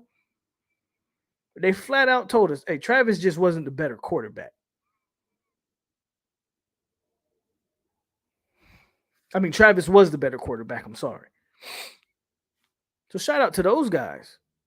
Logan from Knowles game day, like that's what he said. He said Travis was light years better, and I was like, light years, you're crazy, but that's what he said, and he turned out to be right. So why did we find the need to rotate every other game? Why do we need to put 2 quarterbacks in game? Why do we need to, we just were doing, man, we were just doing stuff. We were just doing stuff. We're Wildcat heavy one game, then we don't run the Wildcat at all. We refuse to give Trayshawn Ward more than 6 carries a game. Corbin has the hot hand. He doesn't touch the ball for another 2 to 3 series. Like, that's the stuff offensively that I can't wrap my head around. I can't wrap my head around. Jeff says, hard to disagree. I think that's the year goes, they can go up to a C. And at this point, we might, I mean, again, this is just talking about the coaching. We already did the actual offensive grade, but the coaching has been a reason that the offense has struggled. We got players at certain positions. Another reason for an F is the bold-faced lying about. Thank you. I agree. Coach Atkins and Yak should both be co-offensive coordinators. I mean, hey, man, I feel you, Anthony. Like, other than those guys, knowing what I know now, if they would just stuck with Travis, maybe at worst. I mean, like I said, if at worst we're 5, at worst we're 3-3. At worst, I honestly believe that. I mean, how can you not? We beat Jacksonville State at least, so at worst we're 3-3. The hype behind Milton caused the rotation. That's the coach's job to reel that in. What you buying into the hype for? You watch these quarterbacks every week. Stick to your conviction. Stick to your, you know what I'm saying? Did you? A dang bang. I don't remember if you did. The only person I know for a fact that said Travis from the beginning was Zoe, and I gave Zoe his flowers already on that. Zoe was screaming Jordan Travis from the jump. I'm not saying no one else did, but I know for a fact Zoe Zuki was screaming Travis from the jump. Not calling plays to win the game. F minus. They wanted some Milton magic and wanted to run their Memphis offense instead of catering to the offensive strengths. This was/is a trial run season. I don't agree with that. That's what last year was for. Last year, now if you will tell me last year was your trial season, then I agree. I agree with that. I was damn near giving them a pass for last year. It was COVID. It was a weird college football season last year. And you let all those kids transfer out or kick them out, told them to leave because of that. Last year was your trial season where you could try a bunch of goofy stuff. We gave them a pass for last year for all intents and purposes. You had no reason to come out this year and have a trial run. That's no. Sorry, Nick. I don't rock that. Right. Like Tyler says, you don't how many trial runs do you get? That's what COVID was your default year zero, and that's fine. I'll rock with that. This year, hell no. You had the full off season. You had full spring, full fall. No trial run. No trial run. That's bad organization on their part, is my point. They're actually a very so I'll give the coaching staff some credit. Like they're very organized off the field. But their game plan situations crap. No, I can't do it. And I don't even think it's disorganized. What I really think is stubbornness. That's my personal opinion. I think that Dillingham and Norvell wanted to be stubborn. They wanted to run what they wanted to run, and they wanted to force kids to be in their system. Offensive core coaches have a tendency to be that way. Offensive coaches do have a tendency to want what they want. They want to run their stuff. Chip Kelly is notorious for that. Chip Kelly is very notorious for wanting to run his. Remember when he went to the Eagles and he got rid of Deshaun Jackson and all these guys, and everybody like, why is he trading? Because coaches, especially offensive coaches, kind of do those things. But the hell with that, man. No trial season. You had a whole mulligan year last year and the offseason to figure out what you want to do, and this is how you entered the season. So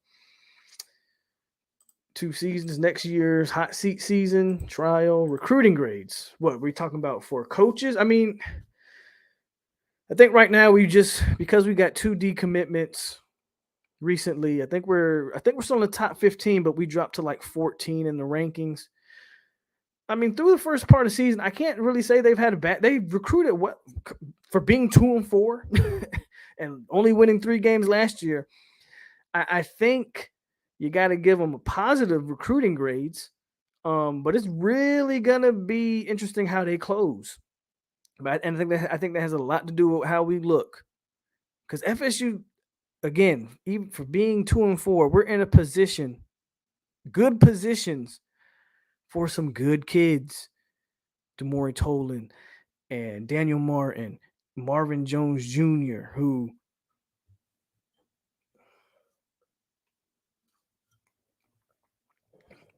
people are really split on Marvin Jones Jr.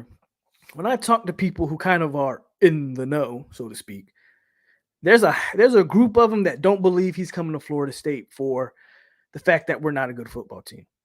And he wants to maximize, a kid of his caliber wants to maximize his talent. But there's a good portion of the into know crowd that don't think he's going anywhere but FSU because of his lineage and because this is really where his heart is. I'm not claiming to be in the know. I'm just telling you talks I have with people. Is all I'm saying. I think if you ask me, Marvin Jones Jr. is coming to Florida State. I still don't know where this Oklahoma crap's coming from. I don't understand Oklahoma one bit. Name me the last pass rusher Oklahoma has ever produced in the NFL. Name me the last pass rusher in the NFL that's at an Oklahoma University. That was a Sooner. So I don't get that Oklahoma junk at all. What up, Noel Power? What up, Polk? NC State is hyped about the matchup against Miami this weekend.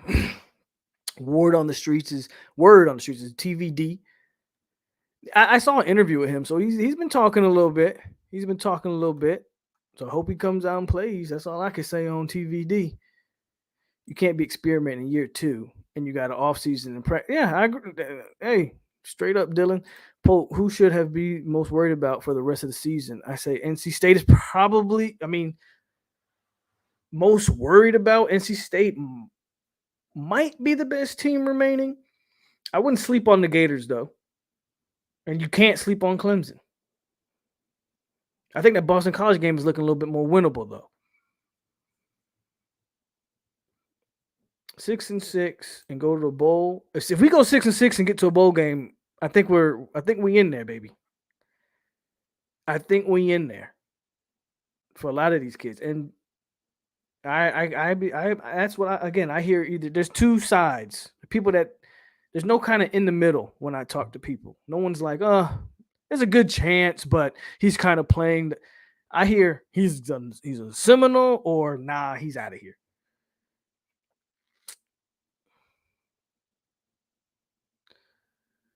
Our goal this year should have been a bowl game. I think it was our original goal, right? I mean, I think it was. I don't understand how he's going to maximize his talent out. I just want to know, again, when's the last legit pass rusher Oklahoma has sent to the NFL? I don't know where this Marvin Jones Jr. stuff to Oklahoma's coming from. I don't hear it. I'm not saying you're just making it up, Serby, but maybe you're hearing it from somebody. I just want to know. If I'm a defensive end prospect, who's the last defensive end out of Oklahoma to not only go to the league, but be successful in the league? Because I can't think of one.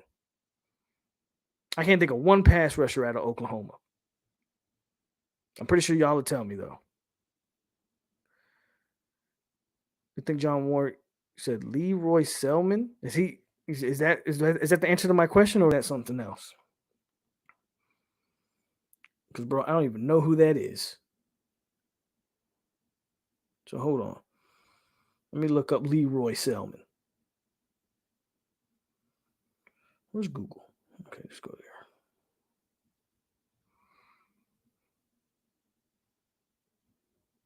there. Leroy. I see Leroy Jenkins. Leroy Selman. Yeah. Born in 1954. So that tells you, inducted to the Hall of Fame in 1995. There you go. Yeah, and Jeremy McCoy was a D tackle. He wasn't a D end. But I mean, I'm with you, Giuseppe. That's probably the last best player in the trenches Oklahoma's produced. That's all. That's the only point I'm really trying to make here. Who looks at quarterback? Sure. Receiver? Sure. Maybe even running back. Why would a defensive end look at Oklahoma and say, "Yeah, I'm gonna go there"? Because they're gonna develop me and make me an NFL caliber player. Not making it up. Kids don't go off a last defensive end prospect. They go off a height behind Ogre. That's you're talking about a kid whose dad is Marvin Jones, bro, who played in the NFL for the Jets. I think you're kind of not understanding who this kid is. He's gonna go to a place that maximizes his talent. Like if it's not Florida State, I think a Marvin Jones is going to a Bama or a Ohio State or someone like that. He's not going to go to Oklahoma. He's not a uninformed kid. Is what what I'm trying to say. No, he's not. I think he passed away in 2011. That's according to what I just read. Of course he does.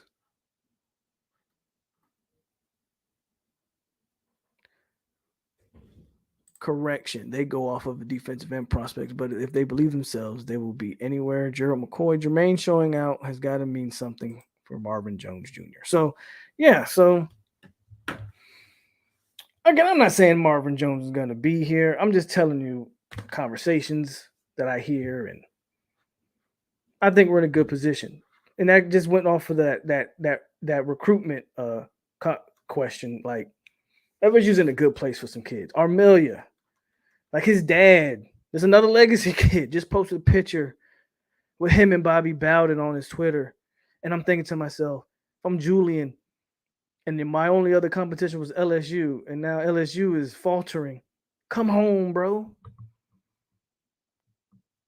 If we're talking about replacing Ba with Armelia, that's a win. Ba's a good player, but he's not the player that Julian Armelia is. It's a win. Right? So that's how I am like looking at this. Like, we are still in very good positions. Coleman, I even mentioned the wide receiver out of St. Louis. Man, we're in very good position for very good football players. But beat UMass, which I don't have any worries about. If you can get 6-6, I think you can figure it out. I think you really can close strong. So that'll lead to this last part, and then we'll call it a night. Expectations for the second part of the year. We went 2-4. And I'm going to say this, and I'll let you guys talk in the comments, but I'm going to give mine real quick. We went 2-4 in the first 6 games. I think, and I know I'm a fan. So I'm a fan. I'm biased. I'm delusional. I'm all those things when I talk about this. I think we go 4-2 down the stretch. I think we go 4-2 down the stretch, and we end up 6-6. I do. I know we'll beat UMass. We might lose to Clemson. We might even lose to Florida, but I definitely think Miami's beatable, and Boston College is beatable, and NC State's looking good now. But come on, any given Saturday, it's not like NC State's world beaters. Any given Saturday, we can go there and play with NC State. Like, I think 4-2 down the stretch, finish 6-6. Get a low bowl game, but a bowl game nonetheless. If we can win that bowl game and finish with a winning record, we're definitely moving in the right direction. So for me, we started 2-4. I think we finish 4-2. What do y'all think?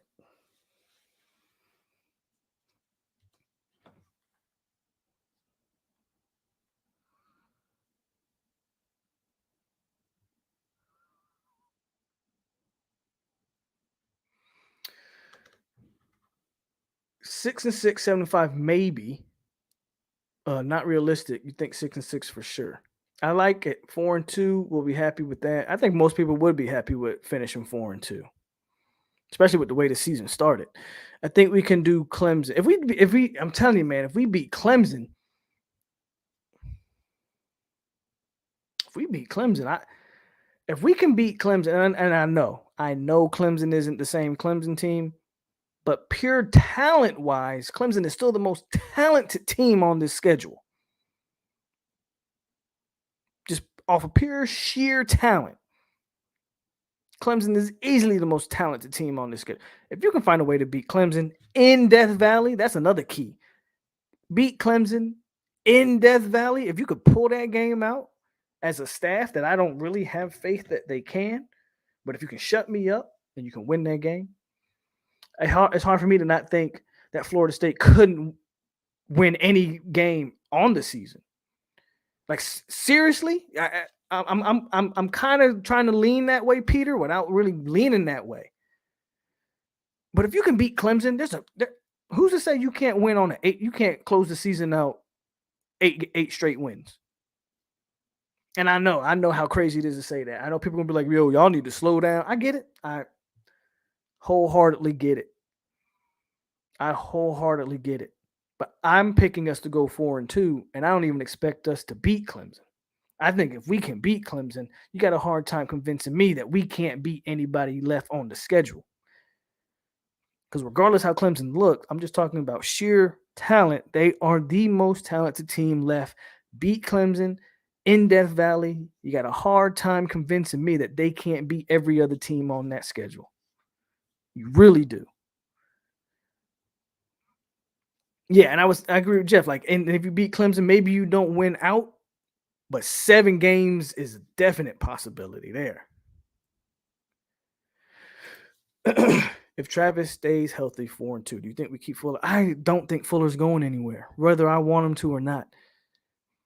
I don't think Fuller's going to go anywhere. FSU beat Clemson, Norvell will clean up on the recruits. You need to slap Dabo in the mouth. Clemson got a lot of injuries right now, but just our luck, they come back at Florida State. That's how I feel. Like, Clemson's offense is struggling, but I'm like, man, just our luck. DJ's gonna throw for 400. Like, DJ's gonna live up to the hype in that one game because that's just the way our luck works. Mike King says 6-6, which means 4-2, so he agrees. Now the only thing is, if we do really well, we probably keep Fuller. Fuller seems to be doing better at play calling, and FSU can beat Clemson. Tigers are struggling. I mean, yeah, they are, but we're 2-4. So again, I don't want to jump the gun. But it is what it is. But man, we've gone over 2 hours, so I don't want to go too much longer. Gave every grade, every expectation, every surprise and disappointment. Good, solid show today. Y'all are going to see me again Saturday, man. Early game, noon game, which I love it. That means I can watch this game early and get on with the rest of my day. Should be a blowout. Should be a comfortable win for our Noles. As always, man, if you didn't hit the like button on the way in, hit that like button on your way out. And Jeff says, remember, Clemson has a tough game against Pitt. They do. You're absolutely right. They're absolutely right. And they go against us. They beat. Yeah, you're absolutely right there. See, I ain't the only one, and I love the early game. I love the early games, especially when it's a UMass game. Like, this game is perfect because we get this game out the way and go on about our Saturdays. And again, especially me, I'm on a 6-hour difference than y'all. I got to get up even earlier. Y'all getting a noon game. I'm getting a 6 in the morning game. So for me, I get to watch the game and maybe even go back to bed, even though I don't sleep late like that anyway. But anyway, man, good night to you guys, man. Absolutely. Peace out, man. Hey, it's your boy POLK over here on 863 Seminole TV. As always, stay classy, Seminoles. Continue to keep our heads up. And we got you, baby. Go Noles. Catch y'all Saturday.